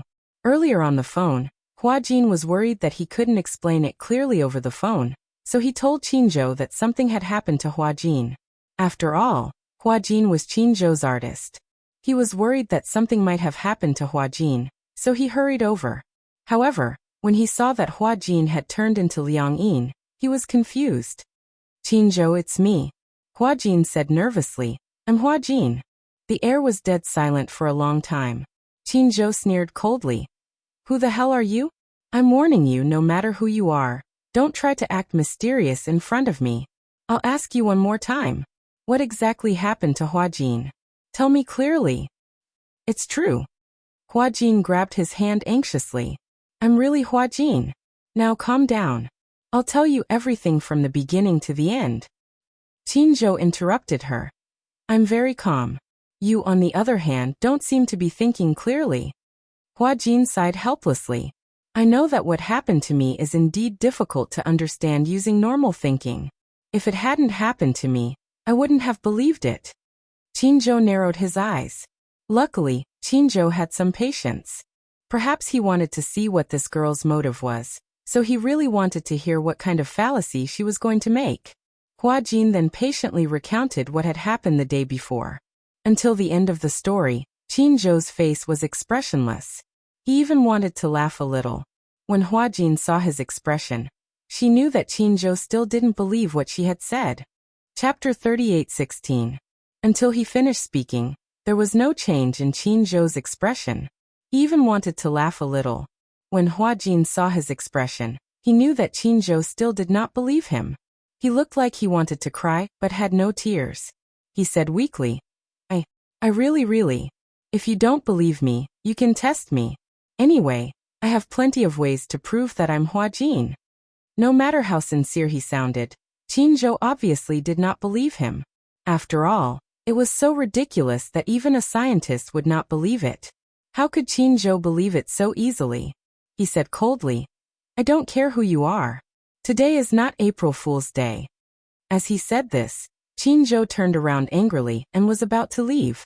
Hua Jin panicked and blurted out, I remember that on the day of Xingzhe's accident, you went to the hospital and walked out of the morgue with red eyes. When Qin Zhou heard this, he stopped in his tracks. Hua Jin chased after him and said, I was outside the emergency room that day, waiting for Shirshir. On the day of Xingzhe's accident, he was stabbed several times while protecting Shirshir. As for Shirshir, because of the serious damage to her cornea, she lost her sight for a long time. Because of Xingzhe's incident, she was unable to recover for a long time. Qinzhou looked at Huajin in surprise. Huajin smiled and said, "After Shirshir got married, you went missing for a long time. This is not something that ordinary people know about. Qinzhou, you know about this too, right?" Qinzhou's face was filled with confusion. What Huajin said shocked him to the core. This was because what he said was true. These things were rarely known, especially the specific cause of Xingzhe's death. It had always been a secret, and not many people knew about it. When Yin Shirshir was unable to recover from the setback, not many people knew about it. As for Yu Yu's matter, even fewer people knew about it. Unless, of course, Huajin had told everyone about this. However, the key was that with Huajin's character, he would never reveal these secrets. When Huajin saw that Qinzhou's expression had softened, he was so nervous that he started to ramble incoherently. "I know that it's hard for you to believe what I've said. If it were me, I wouldn't believe it either. But Qinzhou, it really happened. You also know that you can't tell anyone about this. Even if you tell anyone, they won't believe such a ridiculous thing. Only you. If you don't believe me, I'm really desperate." For the time being, he did not know how to confess to Shirshir. She told Qinzhou because she knew that Qinzhou was a reliable person. Although he wasn't serious normally, he was very reliable at critical moments. Secondly, Qinzhou was her manager. If he knew about this, he could stay by Liang Yin's side openly. Qinzhou pondered for a moment and suddenly said meaningfully, "Unless you answer me one thing." "Yes. The real Huajin can't do that." Qinzhou's deep gaze fell on him. Huajin immediately exclaimed, "What's wrong with me?" "You." This Qinzhou was simply ha ha ha. Qinzhou couldn't help but laugh. He winked mischievously and said, "I'm trying to get something out of you." Huajin. This guy was actually trying to get something out of him. He gritted his teeth in anger. "Qinzhou. All right. I won't make fun of you anymore." Chapter 38:17. Huajin sat back on the bed gloomily. He said dejectedly, "Why do I have to encounter such a situation? Will I never be able to change back?" Qinzhou glanced at him and said faintly, "Isn't it good to be a woman? I think you're not bad now. It's so easy to be a woman. It's just that you've changed from a top to a bottom in a certain aspect." Huajin's face turned green when he heard that. "You're still joking with me at a time like this?" "I'm serious." Qinzhou looked serious. "What's wrong with being a woman?" Huajin held his forehead in despair. Qinzhou continued to fan the flames. "I can introduce you to a boyfriend. Get lost." "I'm serious. Think about it." "Qinzhou," Huajin said angrily, "I'm really frustrated now. If you continue to joke, I'll really get angry." Qinzhou's eyes widened in shock. "Yo, your temper is quite bad after becoming a woman. Yeah, you've adapted well to the role." Qinzhou took out a pack of cigarettes from his pocket. Huajin wanted one too, but Qinzhou said coldly, "Girls shouldn't smoke." Huajin was speechless. Qinzhou lit a cigarette and took a few puffs silently. He finally calmed down and started to adapt to Huajin's role. He asked, "How does it feel to become a woman?" "Not good. I feel like I'm missing something." "Why don't you say that you're missing something?" Huajin glared at him hatefully. Qinzhou whistled and pretended not to see the resentment in his eyes. "You said that you've exchanged souls with a woman. Does this body belong to that girl now?" "Yeah." "Let me see." Qinzhou pinched his chin and looked at him seriously. Then he gave a pertinent comment. "He's so long that he can't stop. She doesn't look as beautiful as me. It's just that she doesn't need makeup. With makeup, she's still a beauty." Qinzhou had a sharp eye for people. Huajin sullenly turned his face away, feeling awkward. "Then what about the girl?" Huajin suddenly thought of something and stood up nervously. "Send me to the event venue now." "Huh.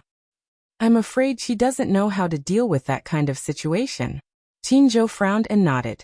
Huajin followed Qinzhou into the car and drove all the way to the event venue.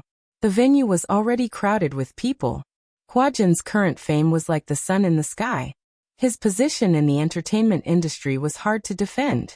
As the most popular young actor, he had the most traffic. Hua Jin's commercial value was very high. The so-called commercial value was the cohesion of the fans. The cosmetics that he endorsed, during his endorsement period, increased from 1.5% of the market share to a terrifying 18%. What a terrifying fan effect. No matter what product Hua Jin endorsed, it would almost guarantee the reputation and sales. Therefore, many of Hua Jin's loyal fans had already gathered at the event venue. Thanks to this, it was Hua Jin's first time attending his own event as a member of the public. On stage, the MC was still hyping up the crowd. Liang Yin had yet to appear, but there were already quite a number of fans below the stage screaming Hua Jin's name hysterically. The entire venue was in full swing, and the atmosphere was terrifying. Chapter 38:18. Qinzhou smiled. Why? Are you shocked by your own fans? Hua Jin nodded and gulped. I didn't feel it when I was on stage, but now I feel that these fans are crazy. Before he could finish his sentence, the fans behind him kept squeezing forward. Accompanied by the earth-shattering cheers, Hua Jin saw Liang Yin come on stage. Liang Yin held the microphone nervously. When she came on stage, she felt countless strong spotlights fall on her. It was dazzling. Her vision blurred and she couldn't see clearly for a while. The MC gave a brief opening speech and looked at her. Before Liang Yin went on stage, the host had already discussed the script with her. But even though they had discussed the script, it was her first time appearing under the spotlight as a celebrity. So she wasn't used to it. As a result, she stood rooted to the ground in shock. Hua Jin saw her standing there in a daze, and held his forehead. Why was she so scared that she didn't say a word? Could it be that she had stage fright? Qinzhou narrowed his eyes and looked at her. On stage, the MC saw Liang Yin holding the microphone nervously with a dazed expression, and was a little puzzled by her unexpected performance. Hua Jin, say hello to the fans below the stage. Liang Yin came back to her senses and raised her hand stiffly. She smiled at the audience. Hello everyone, I'm Hua Jin. As soon as she said that, the fans below the stage screamed crazily. Hua Jin. Hua Jin, I love you. Hubby. Someone shouted loudly, causing the audience below the stage to burst into laughter and call him husband. The scene was too big. As a result, in the decently sized hall, Liang Yin could only feel a buzzing in her head. So this was the experience of being a celebrity. It didn't feel good. She was a fan of Tang Yu, and had seen many fans chasing after celebrities. At that time, she felt that the more enthusiastic the fans were, the more excited the celebrity idol on stage would be. She shouted so loudly, because she wanted her idol to hear her. Unfortunately, now that Liang Yin had switched over to Hua Jin's perspective, she realized that no matter how passionate the fans were, in her eyes, there was only a sea of black. She even felt like the fans below the stage all had the same face, and she couldn't tell who was who. If he was too enthusiastic, it would instead. She was at a loss as to what to do. Hua Jin, I love you. Hubby. Hubby. She did not know how to respond. Although she was now occupying Hua Jin's body, she was not Hua Jin. These were not her fans. She did not even know how to reciprocate their enthusiasm. He was completely out of his wits. Usually, when celebrities were doing activities, they had to constantly interact with the fans below the stage. However, Liang Yin's ability to improvise was more than just passable. It was simply too horrible to look at. She just stood there awkwardly, as if she was petrified. Hua Jin covered his face. He knew that an ordinary person like Liang Yin would not be able to handle such an occasion. Qinzhou was speechless. She seems to be frightened by your fans. Is it that exaggerated? Hua Jin said impatiently. Isn't it just greeting and interacting with the fans? It's not difficult, right? I haven't asked her to act yet. It's not the same, Qinzhou said. She might not have gotten into your role yet. Chapter 38:19. On one hand, he was feeling a little unwell. His stomach was strangely swollen and painful. On the other hand, the fans were so noisy that his eardrums hurt. If it wasn't for Liang Yin, he wouldn't want to stand in front of so many people. On the stage, although Liang Yin was just standing there in a daze, The MC's ability to save the situation was quite outstanding. He said to the fans, "Actually, I saw that Huajin was feeling a little unwell backstage." He turned to Liang Yin and asked, "I heard that you were busy filming a new show and often stayed up late?" Liang Yin didn't know how to answer. She didn't know how to smooth things over, but when she recalled Huajin's words, if she didn't know how to answer, just smile. Hence a weak smile appeared on her face. The MC nodded and continued, "I've worked with Huajin a few times. Once on the stage of an award ceremony, and once on a variety show. He is a very dedicated idol. Backstage, I saw that his face was pale and he wasn't feeling well. After asking, I found out that because he was busy filming a new show, he came to our event this time with a sick body. So it's really a rare occasion." Liang Yin was still smiling, but in her heart she thought, what a serious nonsense. She wasn't sick. However, the MC was really good at making things up to smooth things over. Could it be that those who claimed to be sick on the previous shows were just excuses and excuses? However, her smile was too weak. When the fans below the stage saw it, their hearts ached and their voices gradually weakened. "Huajin, all the best. Huajin, hang in there. We'll always support you. We'll always be by your side." The MC moved away and said to Liang Yin in a low voice, "Sit down." Liang Yin hurriedly nodded and sat down on the chair. Immediately after, the MC started a long speech. Then he invited the brand's official spokesperson to give an impassioned speech. Liang Yin was in a daze the entire time. Huajin couldn't stand it anymore and said, "I hate her for not living up to expectations." The MC tried to offer her a few times, but she didn't accept it. Qinzhou said, "She doesn't know these things.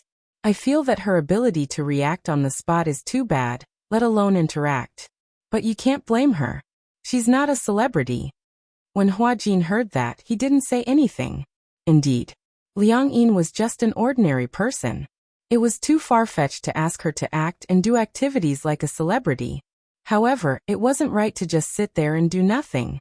Fortunately, there was an interaction segment between the idols and their fans. One of the segments was to let the idol and the fan kiss through a love glass. Although he had seen this kind of trick many times, it was always used on his fans.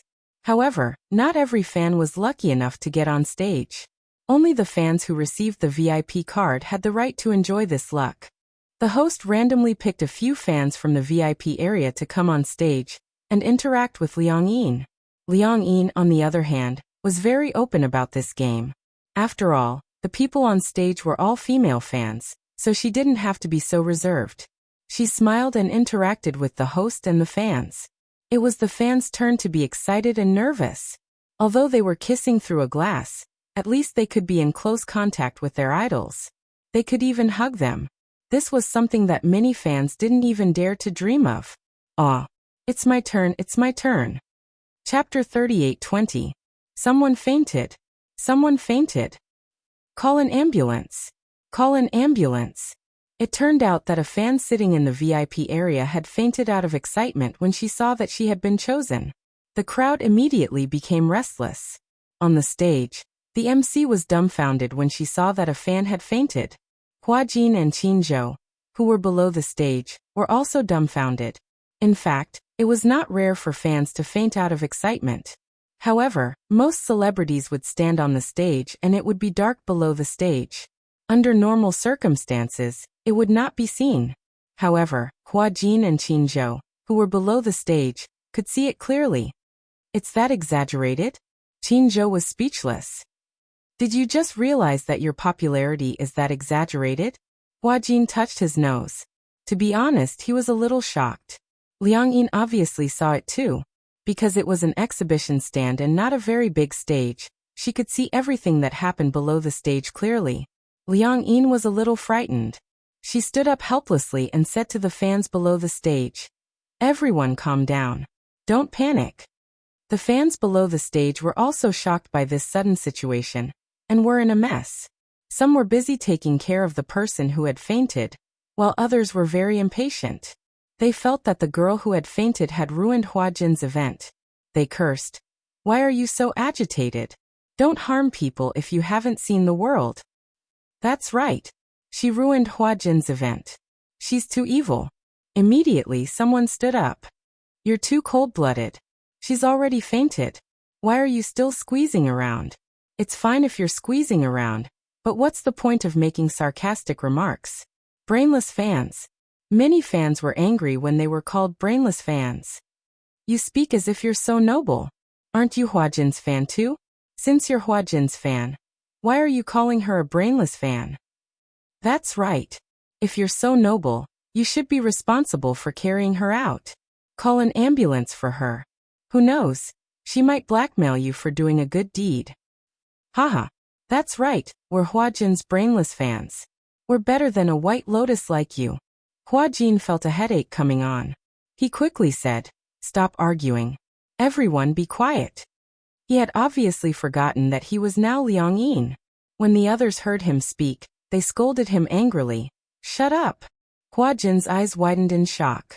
Qinzhou couldn't stand it any longer. He pulled him aside and said, are you crazy? Have you forgotten that you're not Hua Jin now? Oh right, what's your name? Hua Jin was silent for a moment before he said coldly, my name is Liang Yin. Liang Yin. Qinzhou looked around and said, it's too chaotic here.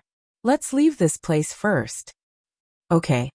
On the stage, the staff went up and gave some instructions to the MC and Liang Yin. The two of them hurriedly followed the staff down the stage. Immediately after, the MC announced through the microphone backstage.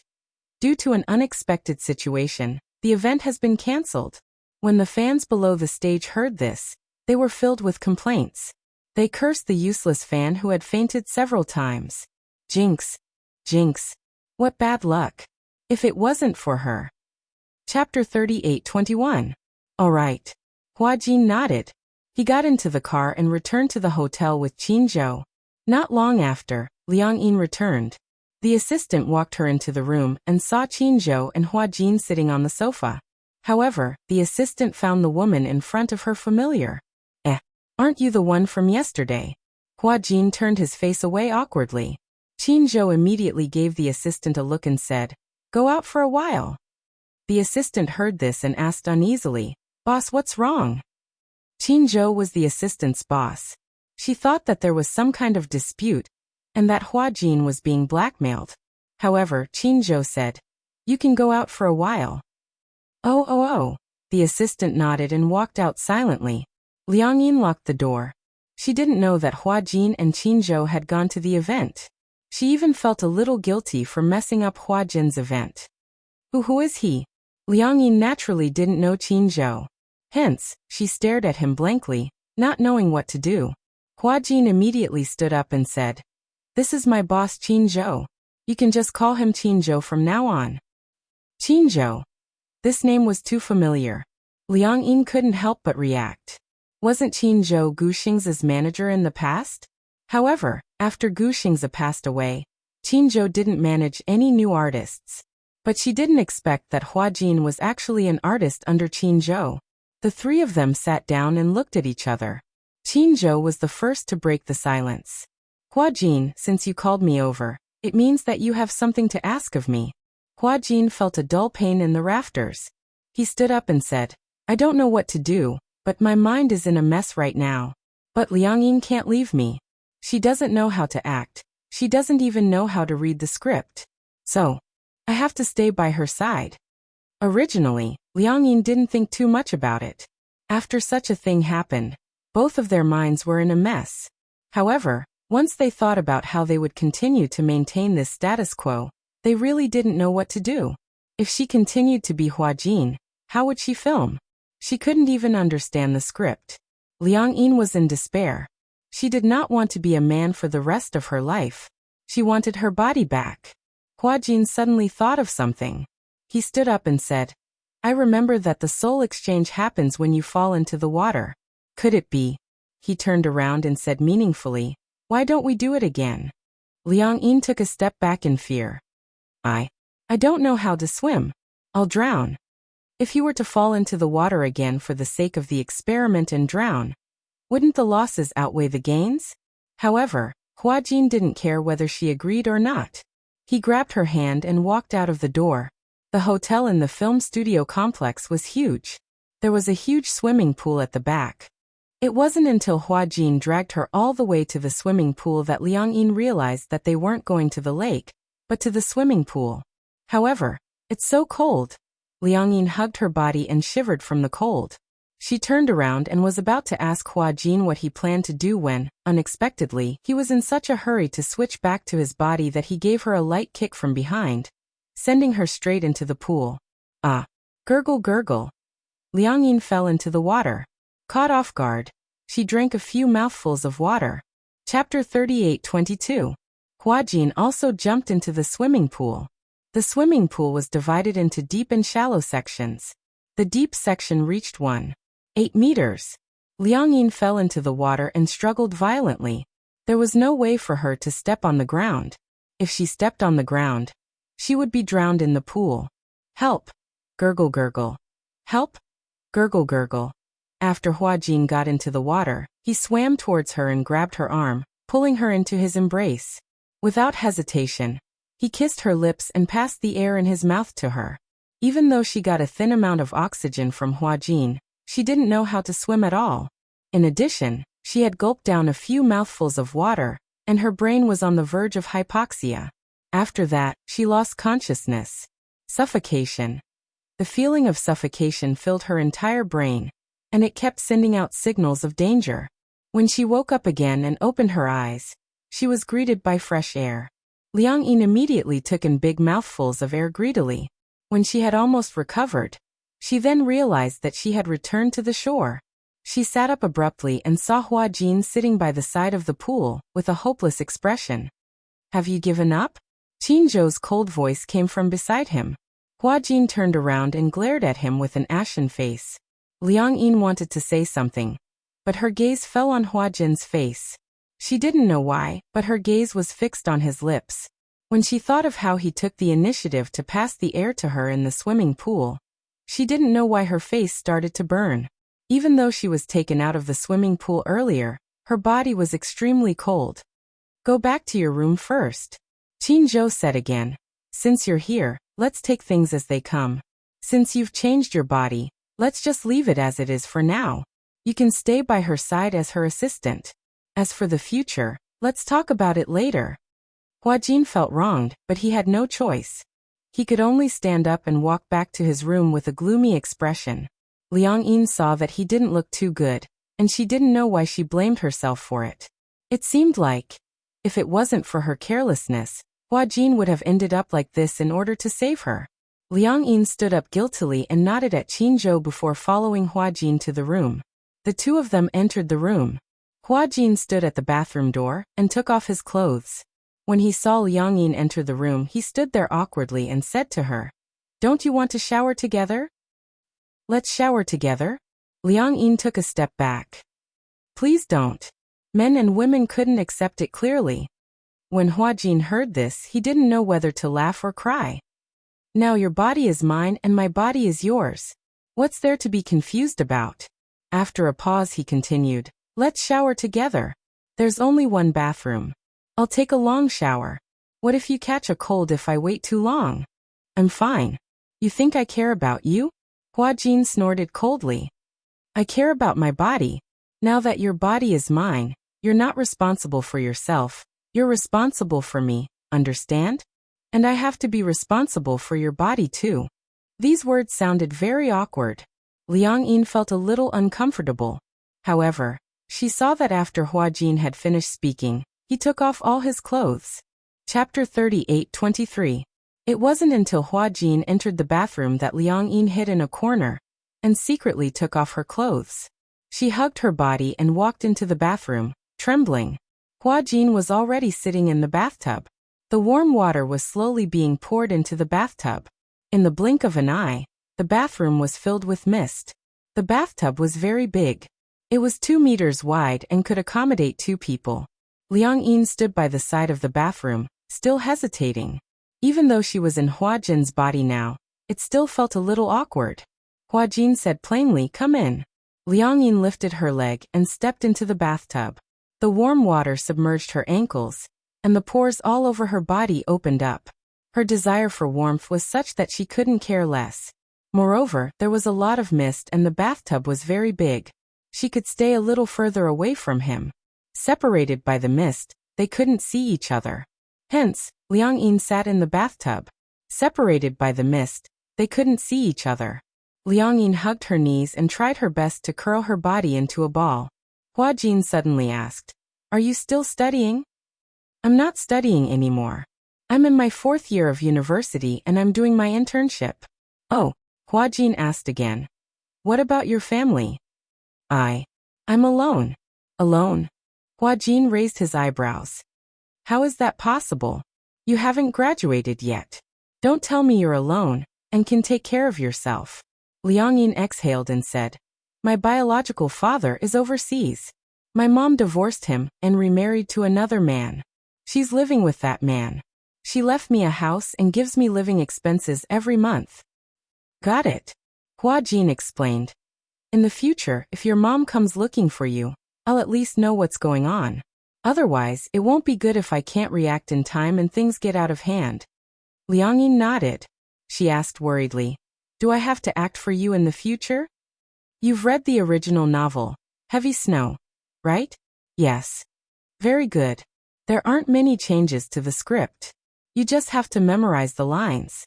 Hua Jin spoke casually, but Liang Yin felt a headache coming on. "You're saying that you're filming the day after tomorrow?" "Yes." "Then, I still don't remember my lines.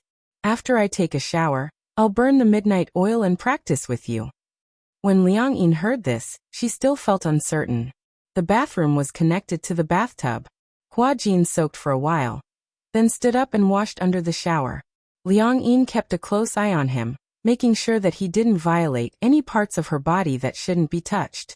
When Hua Jin finished washing up and saw him off, she stood up, stepped out of the bathtub, and rinsed herself under the shower. After walking out of the bathroom, she saw Hua Jin busy in the living room. First, he placed 2 floor lamps in front of the sofa. Then he moved a small stool to the back left. "Do you see these 2 lamps?" "Yes." "You can think of them as 2 cameras, one camera A and one camera B." "Cameras?" Liang Yin didn't understand these professional names at all. "It's a camera. One is a long shot, and the other is a close-up. Sometimes there may be other cameras in other scenes, but the main 2 cameras are facing you." Hua Jin pointed at the small stool and said, "That's where the director sits." Chapter 38:24. When Hua Jin heard this, he felt a little hopeful. "Then you should have some foundation and lines, right?" Liang Yin furrowed her eyebrows, feeling a little conflicted. "I definitely can't compare to a professional. Actually, I didn't go to any film school and I'm not a professional. I learned my acting by myself." Hua Jin sat down on the sofa and said to her, "You acted in a play during your university days. You also acted as a female character, right?" Liang Yin smirked and said, "A male character? What?" Hua Jin was a little curious. "What play did you act in?" "It was an original script. However, there weren't many male students, so I could only act as a young man." Hua Jin nodded and glanced at the script on the wall. Seeing that there wasn't much time left, he said, "We have to memorize our lines in the next 2 days. Even if we don't act well, we can't let the director feel that we didn't memorize the script seriously." Liang Yin replied with an okay. She was also sincerely willing to cooperate with Hua Jin. After all, if it weren't for her, this situation wouldn't have happened. Hua Jin took out the script from the drawer and handed it to Liang Yin. He sat beside her and watched her memorize the script. He could recite the script backwards with his eyes closed. From the night he received the script, he had read it once. Within a few days, he had memorized all the lines clearly. Moreover, he memorized them as he memorized them. Hua Jin's memory was abnormal. It was said that many famous directors had read countless people, but Hua Jin was the only one who had the ability to memorize a script after reading it once. Hua Jin liked this script very much. Hence, when he read the script, he read it with relish. Liang Yin, on the other hand, didn't have a terrifying memory like Hua Jin.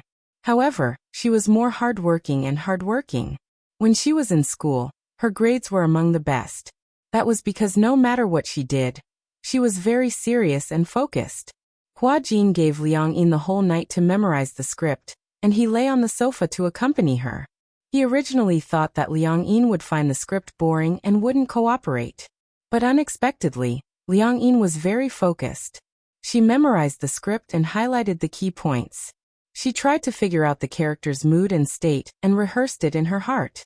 Hua Jin saw that she was so serious, so he was relieved. Unknowingly, he fell asleep.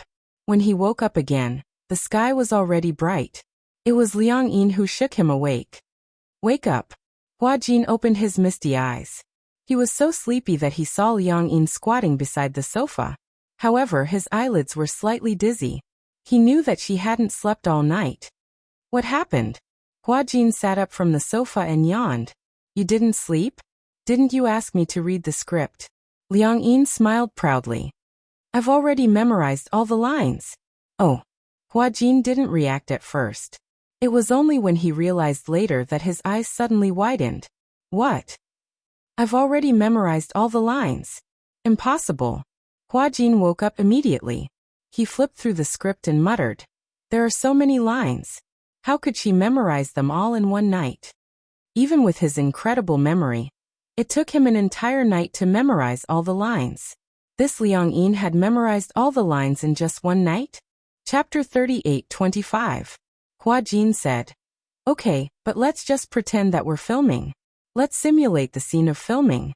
You can put in your emotions, just like how you're acting with me. Let's do this part first." Hua Jin noted that this was the part of filming the day after tomorrow. This was the main point. Liang Yin glanced at it and knew which part it was. She stood up and walked calmly to the center. It was obvious that she was very confident. First, she closed her eyes and brewed her emotions. Hua Jin also stood up. As her co-star, he was playing the role of the female lead Muchinga. Standing opposite her, Hua Jin patiently waited for her to get into character. A few minutes later, Liang Yin opened her eyes and nodded. "Let's begin." Hua Jin also quickly got into character. Although he was not an experienced actor, Hua Jin's acting skills were definitely among the best among the younger actors. The story of Demon Eyes was about the love and hatred between the Demon Slayer and the Fox Emperor. The female lead, Muchinga, was a disciple that no one acknowledged in the Yin Yang Palace. As a Yin Yang master, her primary responsibility was to slay demons. However, as a demon slayer, Muchinga could not even learn the basic demon slaying techniques. Until an accident, she found out that she was not actually a human, but a human and a demon that violated the taboo and gave birth.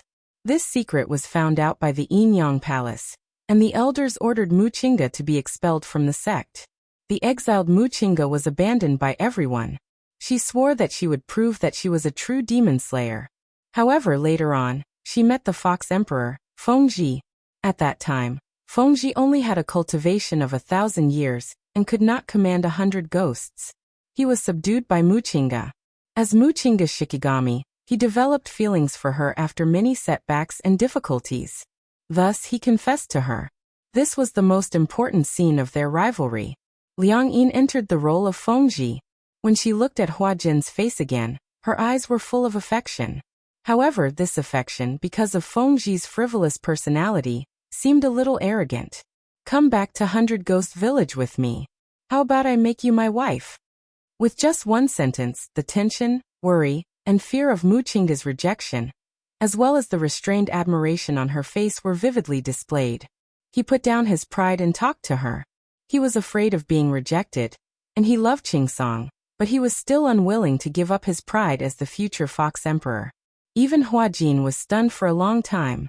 He was even prepared to stop, but he didn't expect Liang Yin to be in such a good state. It was too unbelievable. Has this guy never acted before? Acting depended on one's talent, one's aura, and 3, one's looks. If one didn't have talent and spirit chi, no matter how many great teachers they had, it would be useless. Gu Xing's acting skills were very good, and so was Yin Shishir's. Both of them were typical non-acting students, but Gu Xingzi was very talented, and he could portray any character he wanted. Yin Shishir was full of spirit. Her role as Yin Xiachuan was definitely the most classic screen image. He didn't expect that Liang Yin's conditions were also so good. She was really born to be an actress. Seeing Hua Jin in a daze, Liang Yin asked nervously, "What's wrong? Is there a problem?" "No. No," Hua Jin quickly said. "You acted very well." Then, "It's not your problem, I was distracted." Chapter 38-26. The two of them rehearsed the scene at the airport. Liang Yin was in the zone, so much so that Hua Jin didn't skip the scene. He followed her mood and completely immersed himself in the role. What made him a little shocked was that in the last scene, when Liang Yin was about to part ways with Muchinga, she turned slightly to the side. There were tears hidden in the corners of her eyes, but because of her stubbornness, not a single drop fell. It was too shocking. Hua Jin excitedly called for a stop. He walked in front of Liang Yin and asked in surprise, "You are really not an acting student?" Liang Yin was a little curious. "What's an acting student?" "It's," Hua Jin said, "many actors come from the Central Opera and the Northern Film Academy. These actors who graduated from the Film Academy are called acting students. They have all undergone professional training." Liang Yin smiled.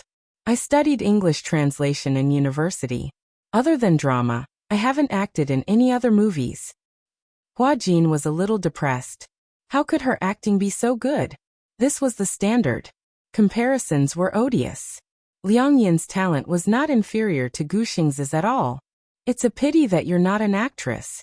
When Liang Yin heard this, she couldn't tell for a moment whether Hua Jin's words were complimentary or derogatory. She was a little confused. "Are you complimenting me?" "Of course." Hua Jin snorted. "If I'm not complimenting you, then what am I?"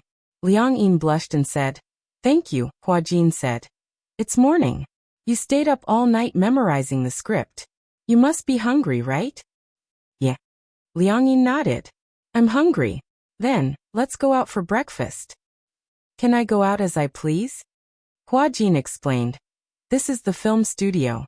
There are no random people who can sneak in, only reporters and fans. Next to the film studio is the food street. There's all kinds of food. It's only a few hundred meters from the hotel, so it's quite convenient."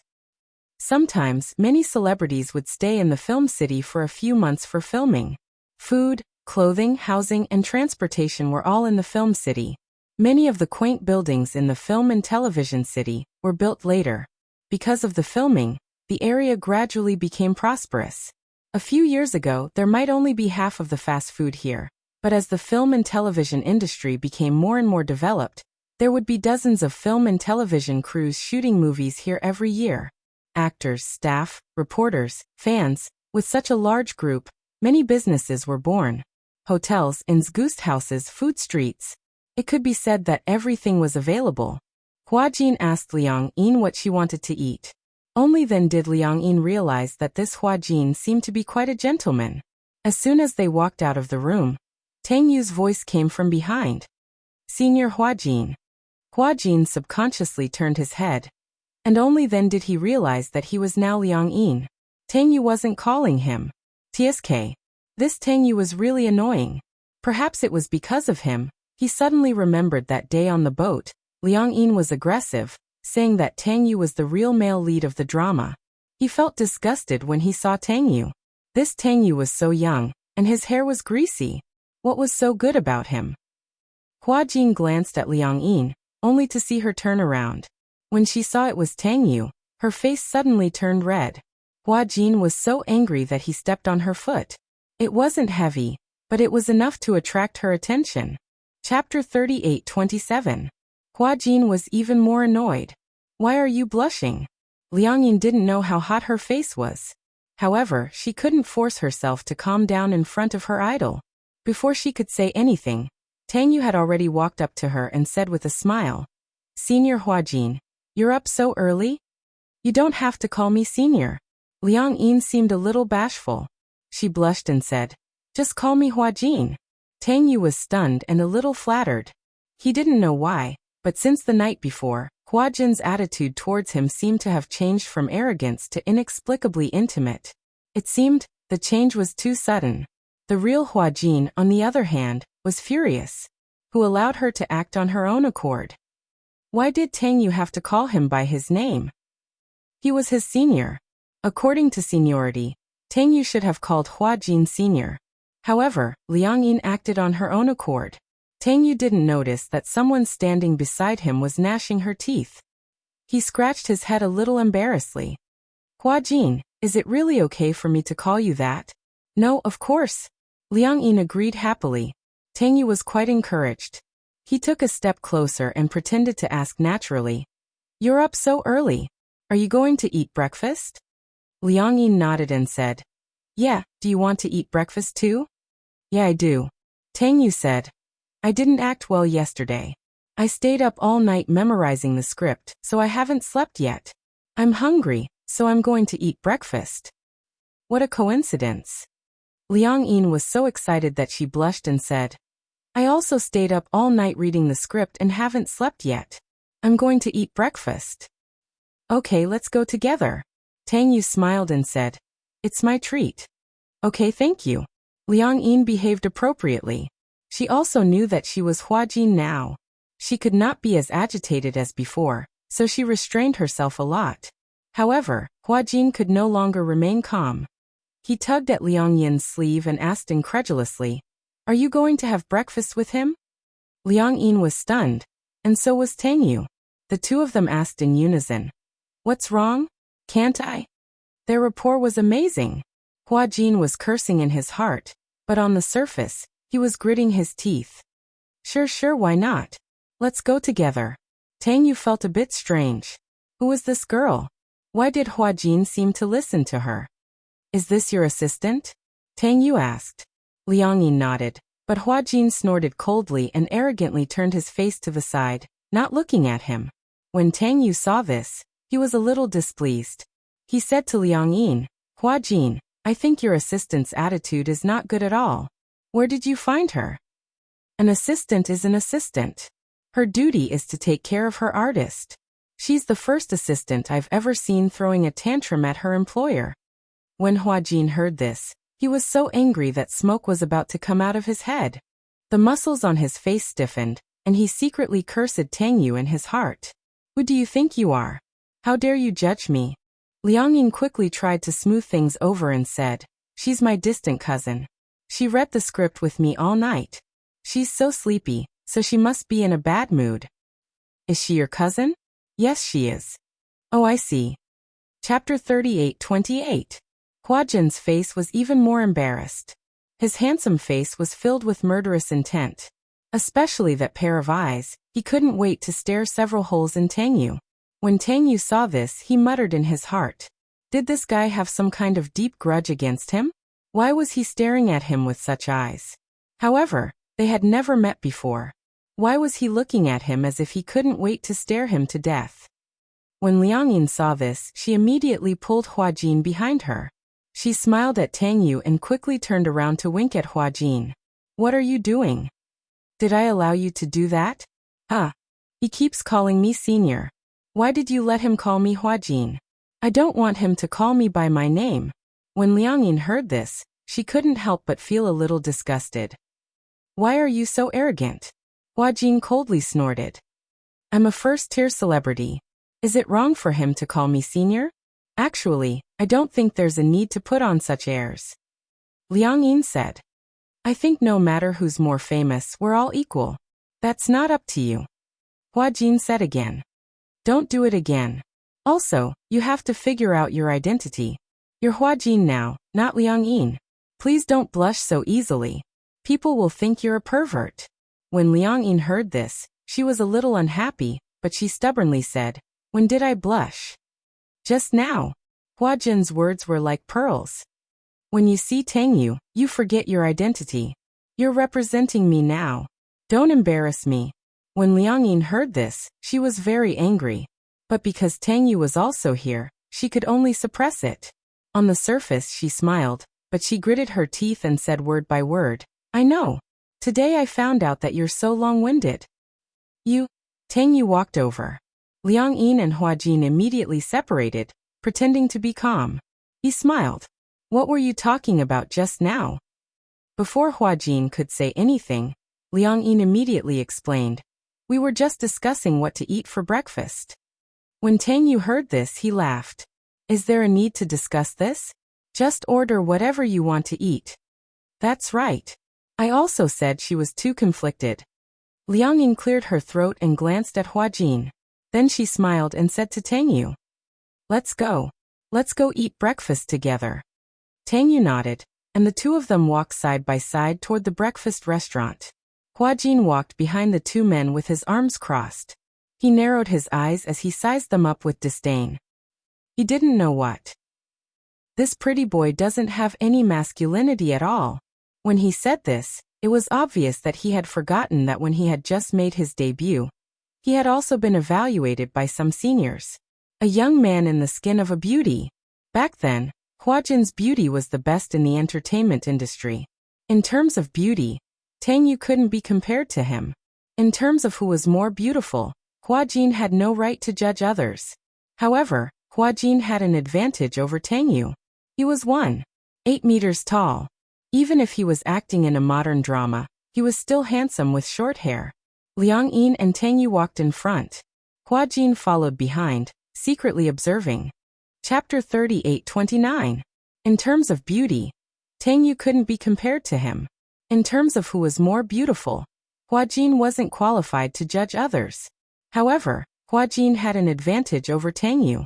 His height was 1.8 meters. Even if he was acting in a modern drama, he was still handsome with short hair. Liang Yin and Tang Yu walked in front, while Huajin followed behind, secretly observing. Tang Yu and Liang Yin chatted on and off. These two people were naturally good at chatting and bringing up their own topics. Especially Tang Yu. It could be seen that he really wanted to curry favor with them.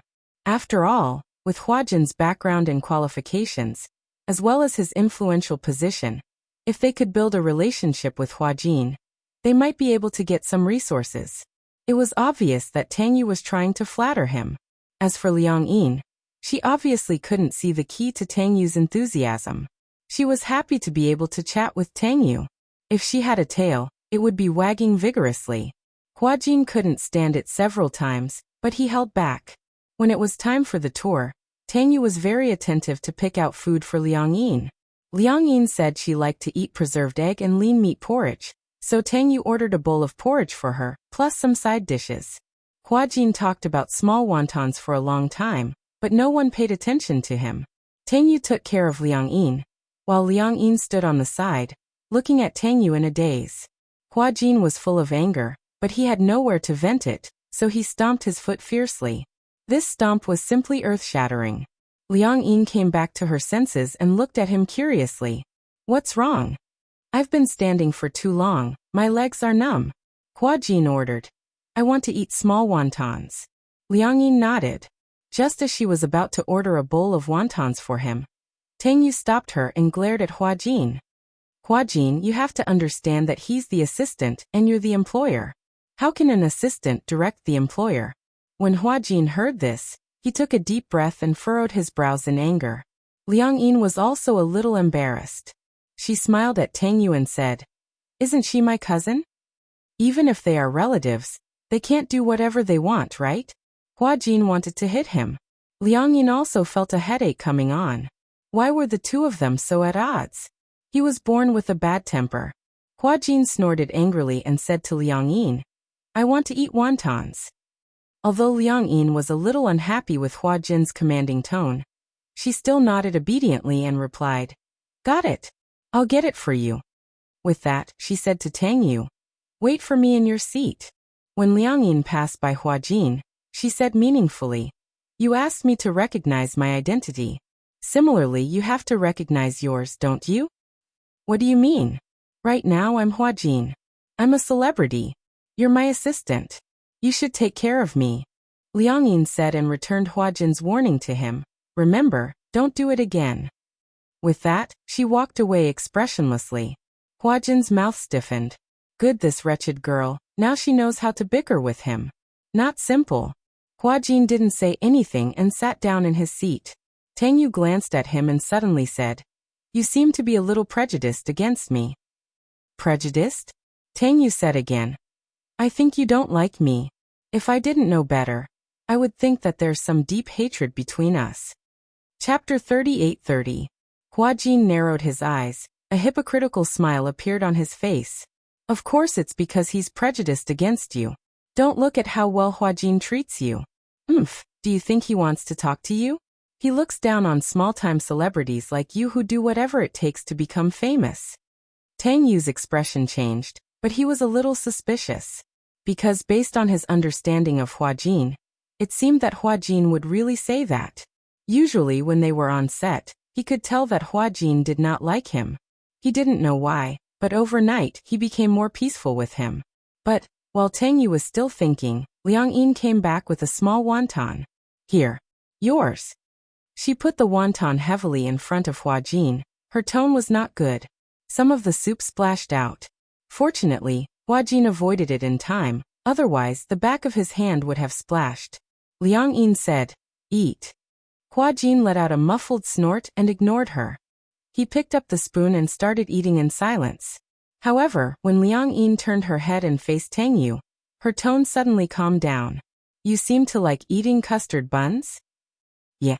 But I remember when you were doing a live broadcast, you said your favorite food was soy milk and fried dough sticks." Tang Yu was a little surprised. "You've seen my live broadcast?" Liang Yin quickly said. "I saw it once by chance." "Haha, that's just a casual remark. At that time, I was acting in a web drama. The character in it liked to eat soy milk and fried dough sticks. So no matter what answer, it's right to lean on the character. It's good for publicity, and it's good for fans to be immersed in the character."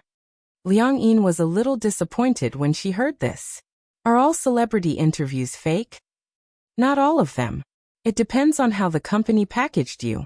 Tang Yu said again, "Senior Huajin, you've been in the industry for so many years, you should know more about this." Liang Yin asked tentatively, "Then what's your ideal type?" "Ideal type? It's when you say what kind of girl you like during the live broadcast." "Oh, that." Tang Yu smiled and said, "Actually, I don't know what my ideal type is. Anyway, it must be beautiful and have a good figure." "Then you said you've never been in love. How is that possible?" Tang Yu disagreed. "That's what the company told me. Actually, I had 3 girlfriends when I was in school, but they all ended without any results. Later, when I entered the entertainment industry, the company explicitly forbade me from dating. So I've been single for a long time." Liang Yin looked a little stunned. However, there was disappointment in his eyes.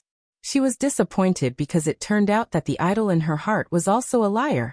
Everything that he had shown was planned by the company, and everything was done step by step. Suddenly, he felt that it was somewhat ironic. Because in some interviews, Tang Yu said that he never lied and was a very honest and reliable man. Now it seemed ironic. Huajin also noticed the change in Liang Yin's expression. Suddenly, he smirked and pretended to ask casually, "You said you've been single for a long time, but actually, it's just in spirit, right?" "What do you mean?" Liang Yin and Tang Yu asked in unison. Huajin deliberately mystified. "I won't say it. Even if I say it, you won't admit it." Chapter 38-31. Huajin took a deep look at Tang Yu and said indifferently, "I saw 2 female fans enter your room some time ago. They didn't come out for 2 days and 2 nights. It looks like the battle was very intense." When Liang Yin heard this, she was about to say, "Impossible." But Huajin suddenly pressed her hand down and warned her with his eyes. Tang Yu was obviously not surprised when he heard this. He thought it was something serious. However, he didn't deny it. Therefore, the entire crew was well aware of this matter. That day, when he brought the 2 female fans back to the hotel, he bumped into Huajin. Tang Yu didn't know that the Huajin in front of him and Liang Yin had exchanged souls. So in front of Huajin, he was too lazy to quibble. "So what?" Tang Yu said lightly, "Anyway, it's consensual. Besides, we're both adults. There's no need to avoid any physical needs. Filming in the crew for so long. As a star, you can't have a girlfriend. But I'm not that famous, so there's no paparazzi waiting for me. Senior Huajin, it must be very hard. With so many paparazzi waiting for you day and night for big news, I'm afraid you won't have the chance to have such luck. Haha." Saying this, Tang Yu seriously declared to Liang Yin, "I'm just joking. Senior Huajin, please don't mind." Huajin was very disdainful. He put his arm around Liang Yin's shoulder and retorted, Do you think our Huajin is like you? Anyway, our Huajin would risk his life to date. He wouldn't be like you, sleeping with fans. Liang Yin couldn't listen to it anymore and suddenly stood up. The sound of the chair's feet sliding on the tiles was very ear-piercing. Tang Yu and Huajin were both stunned and looked at her in surprise. Liang Yin pursed her lips and realized that she had lost her composure. She quickly said, I didn't sleep well last night, so I don't have much of an appetite. I'm going back to the hotel to rest. With that, she left. When Huajin saw her leave, how could he let her go back alone? But he was still hungry, thus he swallowed a few small wontons and chased after her. When he reached the door, he grabbed Liang Yin's wrist and said in surprise, "What are you doing? Are you angry?" However, Liang Yin flung his hand away and turned her face to the side without saying anything. When Huajin saw this, he understood. "Don't tell me you're disappointed after hearing what I said just now." Liang Yin turned around and asked seriously, "Let me ask you, is everything you said just now true?" "Of course. You can go to the crew and ask around. Everyone knows about this. Those who don't know, it's because Tang Yu isn't famous, so no one paid attention to him." When Liang Yin heard this, her face darkened and her heart was about to break. She never thought that her idol, Tang Yu, would actually sleep with fans in private. How could he do such a shameless thing? It was too shocking. It was also too disappointing. This was something that she couldn't understand no matter what. This was a matter of principle and character. How could Tang Yu do this? It was simply too much. Liang Yin was a little disappointed. Huajin naturally saw this obvious disappointment. It's right to be disappointed. This kind of person doesn't deserve to be an idol. Chapter 38-32. Huajin was amused by her reaction and chased after her. Seeing that she was walking so fast, he said gloomily, "Why are you walking so fast? Can you walk slower? Your legs are so long." Liang Yin immediately said, "These are your legs, not mine." Huajin snorted coldly when he heard that. "They're yours now." Liang Yin pursed her lips but didn't say anything. Huajin saw her expression and knew what she was disappointed about. He smiled and said, "Why have you given up? The male idol in your heart may look like a gentleman on the surface and is a high-quality idol, but in fact, he's no different from a normal man." Liang Yin was already upset, and with Huajin fanning the flames, she became even angrier. She said angrily, "What about you?" Huajin was confused when he saw that she was pointing the arrow at him. "W, what do you mean by that? Since you said that celebrities are all like this, they may look like high-quality idols on the surface, but in fact they're no different from a normal man. Celebrities will also make the same mistakes that normal people make. What about you?" Huajin didn't say anything at once. Liang Yin asked again, "Do you sleep with your fans?" "Please, there are only fans who want to sleep with me. There are no fans who I want to sleep with," Huajin said again. "I won't do such a vulgar thing." "Why?" Liang Yin didn't understand. "If they're your fans, they should be looking forward to having intimate contact with you. Although it's normal for men and women to love each other, it should at least be based on two people liking each other and understanding each other, right?" After a pause, Huajin's gaze went blank. "The Huajin they like is not the real me. What are you talking about?" Liang Yin couldn't help but stop in her tracks and look at him in surprise. "I don't understand what you're talking about. If the fan doesn't like you, then who do they like? Do they like ghosts?" Huajin laughed self-deprecatingly. "Every time I film a show, I gain a few million fans. These fans don't like the real me at all. They like the character, they like the persona. As for me, I just use the persona in the show to make them like me. The reason why they like me is because of my looks. I can give them fantasies." Huajin paused for a moment before continuing. "Imagine that I'm their boyfriend, husband, or even their ideal lover. As for me, as our ideal lover, I don't have the right to be in a relationship. If I do, I'll lose my fans. In fact, some of my fans might even jump off a building. When that happens, the media will blame me and force me to bear the blame." "Then why did you become an actor?" "Because this is my job." Huajin smiled. "Since you've accepted it, there's no need to complain.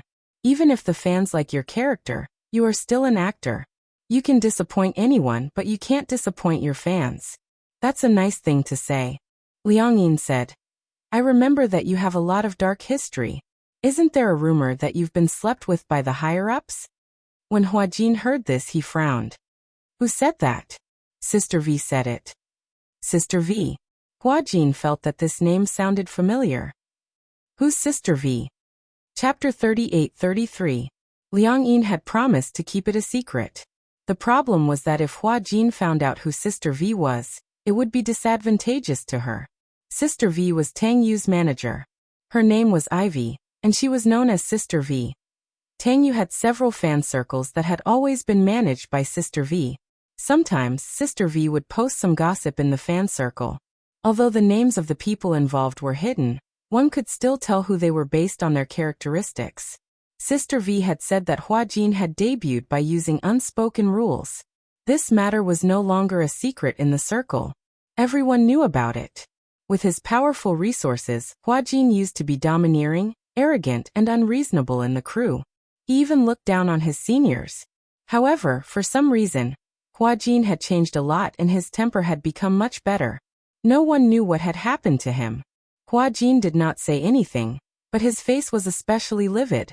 On the way back to the hotel, he did not say anything and remained silent. Liang Yin could not be bothered to say anything to him. Both of them had their own thoughts. After returning to the hotel, Liang Yin fell asleep, while Huajin lay on the sofa, wanting to catch up on some sleep. Liang Yin seemed to have been woken up by something. She opened her eyes and heard that it was Huajin. It was the sound of enduring pain, depression, suffering. Liang Yin sat up, feeling a little puzzled. She walked over and saw Huajin curled up on the sofa, his body trembling. It was obvious that he was in pain. What's wrong?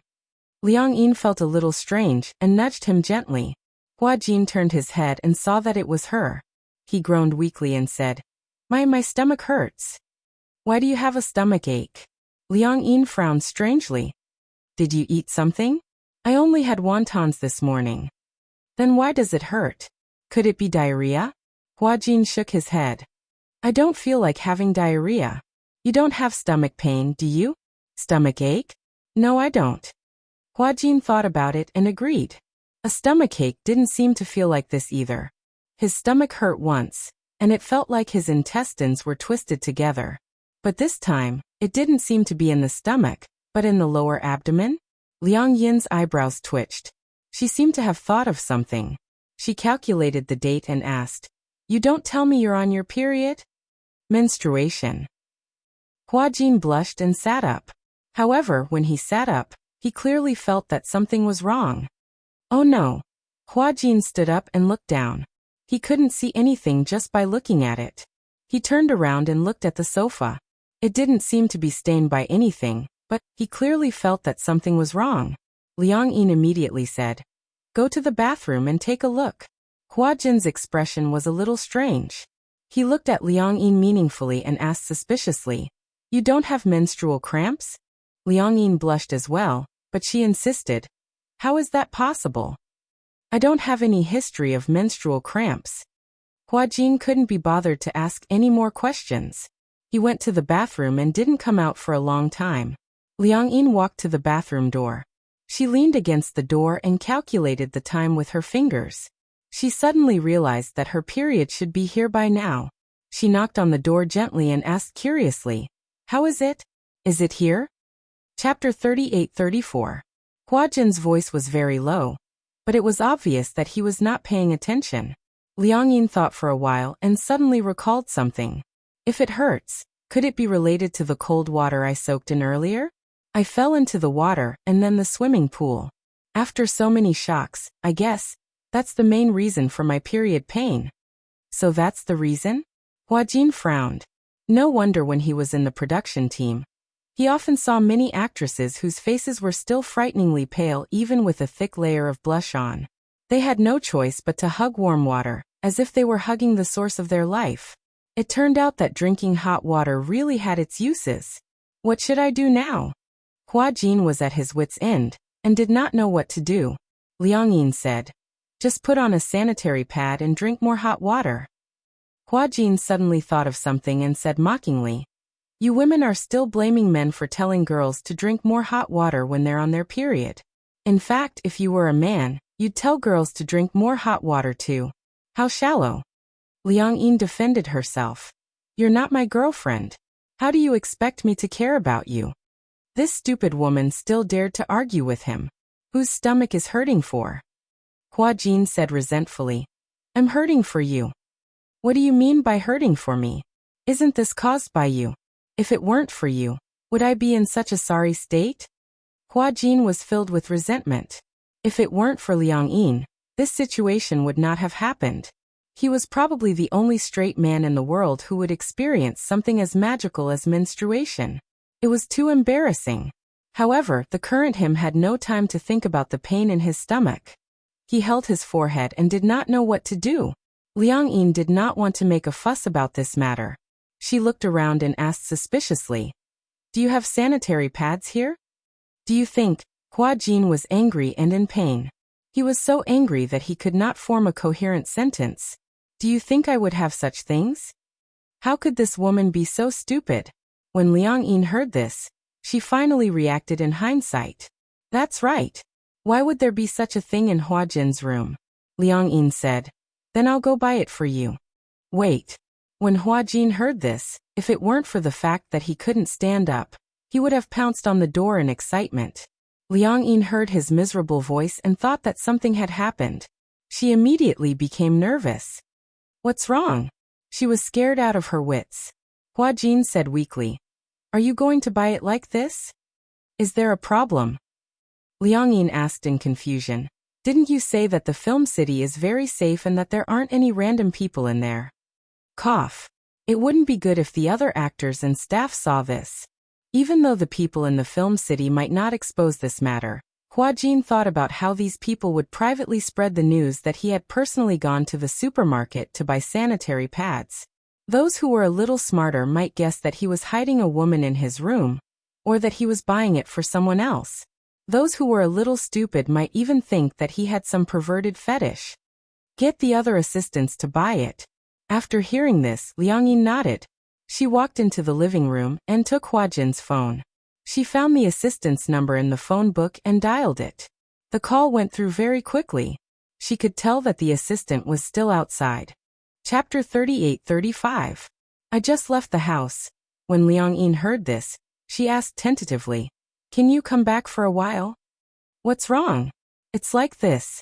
Didn't I hire a new assistant called Liang Yin? Liang Yin felt awkward at the mention of her name. She's on her period, so she doesn't have any ABC pads with her. I need you to bring one back. I couldn't tell. The assistant said in surprise. I didn't expect you to be so familiar with the brand of sanitary pads. You even know ABC. Liang Yin hurriedly said. Liang Yin was the one who told me. I don't know what it is either, but she told me to tell you that. She's shy and embarrassed to say that she only uses this brand. Okay, no problem. Give me 5 minutes. Oh, remember. I want both for day and night use. The bigger ones are the best. Understood. Liang Yin hung up awkwardly and returned to the bathroom door. She said softly with a red face, Hang in there for a while. She'll bring it back soon. Hua Jin, who was inside, was half dead. He hugged his shoulders weakly and rolled his eyes. It hurt. He was in so much pain that he wished he was dead. How could it hurt so much? Hua Jin didn't know that being a woman was so painful. It hurts. He groaned a few times. Obviously, he couldn't take it anymore. When Liang Yin heard this, she felt an inexplicable sense of schadenfreude. What kind of pain is this? I'm considered lucky. This pain is only temporary and won't last forever. Some people will feel pain when they're born, whether they drink cold water or not, whether they're cold or not. You seem to be very proud of it. Of course. Now that we've swapped places, no matter how painful it is, it has nothing to do with me. As she spoke, Liang Yin continued. If we don't switch, who knows, you might experience the pain of your first time and the pain of giving birth. Haha. Her words were undoubtedly provocative. However, she had clearly forgotten that Hua Jin was currently occupying her body. Hua Jin, however, was obviously dismissive. Instead, he continued, All right then. Tomorrow, I'll find a man and experience the pain of my first night. At the same time, if you're lucky, you can experience the pain of giving birth. When Liang Yin heard this, she became anxious and almost jumped up. How dare you? Do you think I dare? Hua Jin didn't seem to be afraid of her threat. Didn't you want me to experience it? Of course I'll do as you wish. Liang Yin blushed and retorted. I didn't want you to experience it. That's my body. You're not allowed to mess around. Otherwise you'll sleep with my fans? Hua Jin paused and laughed mockingly. It's not that I'm looking down on you, but if you were a man, would you know what to do? Liang Yin blushed even more at his words. She was so angry that she turned her head and went back to the sofa. She hugged her arms and endured her anger. After a while, the assistant came back with sanitary pads and rang the doorbell. Liang Yin knew that the assistant had come back with the sanitary pads. She walked to the door unhappily and opened it. The assistant handed her the shopping bag from the supermarket. Here. I just bought it. The assistant took the receipt and passed the bag to her. The receipt had to be kept for reimbursement. Chapter 38-36. Liang Yin nodded and said, You can't take too many painkillers. The side effects are more severe. However, the assistant said, That's not true. I brought this painkiller back from Japan. The side effects are very, very small. Basically, there are no side effects. Oh. Liang Yin had never seen this type of painkiller called EVA before. However, this type of painkiller indeed didn't have any side effects. The assistant asked tentatively, I heard that Qin Zhou hired another assistant for you. But why is it the girl who fell into the water that day? Where is she now? I tidied up the room yesterday and was waiting for her to move in. I waited for a long time but didn't see her. I didn't want to disturb you, so I didn't come over to ask. Liang Yin reacted and didn't know how to answer. Indeed, there seemed to be a lot of inconveniences for the two of them to live under the same roof. However, such inconveniences didn't really make sense. Although they were a single man and a single woman, now that the genders were switched, there didn't seem to be much of a difference living together. Liang Yin said, Let's talk about it later. I'll send the things over to him first. Just as she finished speaking, the assistant called out to her. Hua Jin. Liang Yin turned her head and glanced at her. The assistant walked in quietly and asked cautiously, That girl called Liang Yin, could she be my what? Your lover? The assistant asked very ambiguously. It wasn't like this had never happened before. For celebrities, the more popular they were, the more they couldn't announce their relationships. However, humans had all kinds of emotions and desires. Sometimes, when a celebrity fell in love, in order to not announce it, they would turn their lover into their assistant and stick together every day. It was not only a dignified and legitimate relationship, but also a cover-up. However, most of the time, it was male celebrities who would do this. Usually, if a female celebrity was in a relationship, most of her partners were rich and powerful people. At the very least, they would be contracted lovers in the industry. These so-called contracted lovers were many second- and third-tier celebrities, or has-been celebrities who wanted to use their relationships to gain fame. Hence, the assistant suspected this. Liang Yin smiled and said, How is that possible? She said awkwardly, Let's talk about other things later. Liang Yin said, holding the door frame. She was undoubtedly asking him to leave. When the assistant saw this, he couldn't help but feel a little embarrassed. She walked out of the door in disappointment, and Liang Yin closed the door. The assistant outside the door looked displeased. That was jealousy, naked jealousy. Back then, she had spent a lot of money to become Hua Jin's assistant. She had used her connections and asked for favors. Finally, she got what she wanted and became her idol's assistant. There were different levels of assistants, such as administrative assistant, production assistant, personal assistant. She started out as an administrative assistant. An administrative assistant was only responsible for booking plane tickets, hotels, and other behind-the-scenes work. Usually, she wouldn't be able to meet celebrities. Finally, she got her chance. She used some underhanded means to get rid of Hua Jin's personal assistants one by one. Finally, she got what she wanted and became his personal assistant. Being able to become Hua Jin's assistant was something she didn't even dare to dream of, but she had always coveted it. Chapter 38-37. After all, she would be able to stay by her idol's side day and night, and receive a hefty commission. She was the only one among the tens of millions of fans in Hua Jin's fan club. However, now an assistant had appeared out of nowhere, and was even staying in the same room as Hua Jin. She was so jealous. What right did this Liang Yin have to have such special privileges? And she didn't. This new assistant had appeared out of nowhere, and became Hua Jin's closest assistant. She was even staying in the same room as him. Liang Yin didn't expect this assistant to be jealous. She took the tampons and painkillers, walked to the bathroom door and knocked. Hua Jin, I bought the things. After a long time, a weak voice came from the bathroom. So much blood. Will I die? Uft. Liang Yin didn't expect Hua Jin to ask such a question. She didn't know whether to laugh or cry. Holding back her laughter, she said, Don't worry, I definitely won't die. I heard. If a person loses too much blood, they will go into shock or something. Liang Yin couldn't hold it in anymore. She held her stomach and laughed until tears came out of her eyes. Seeing her laugh, Hua Jin was so angry that his stomach hurt even more.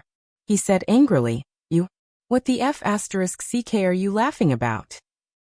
This is the first time I've heard of someone going into shock because of excessive blood loss. Hua Jin was so angry that he shouted at her.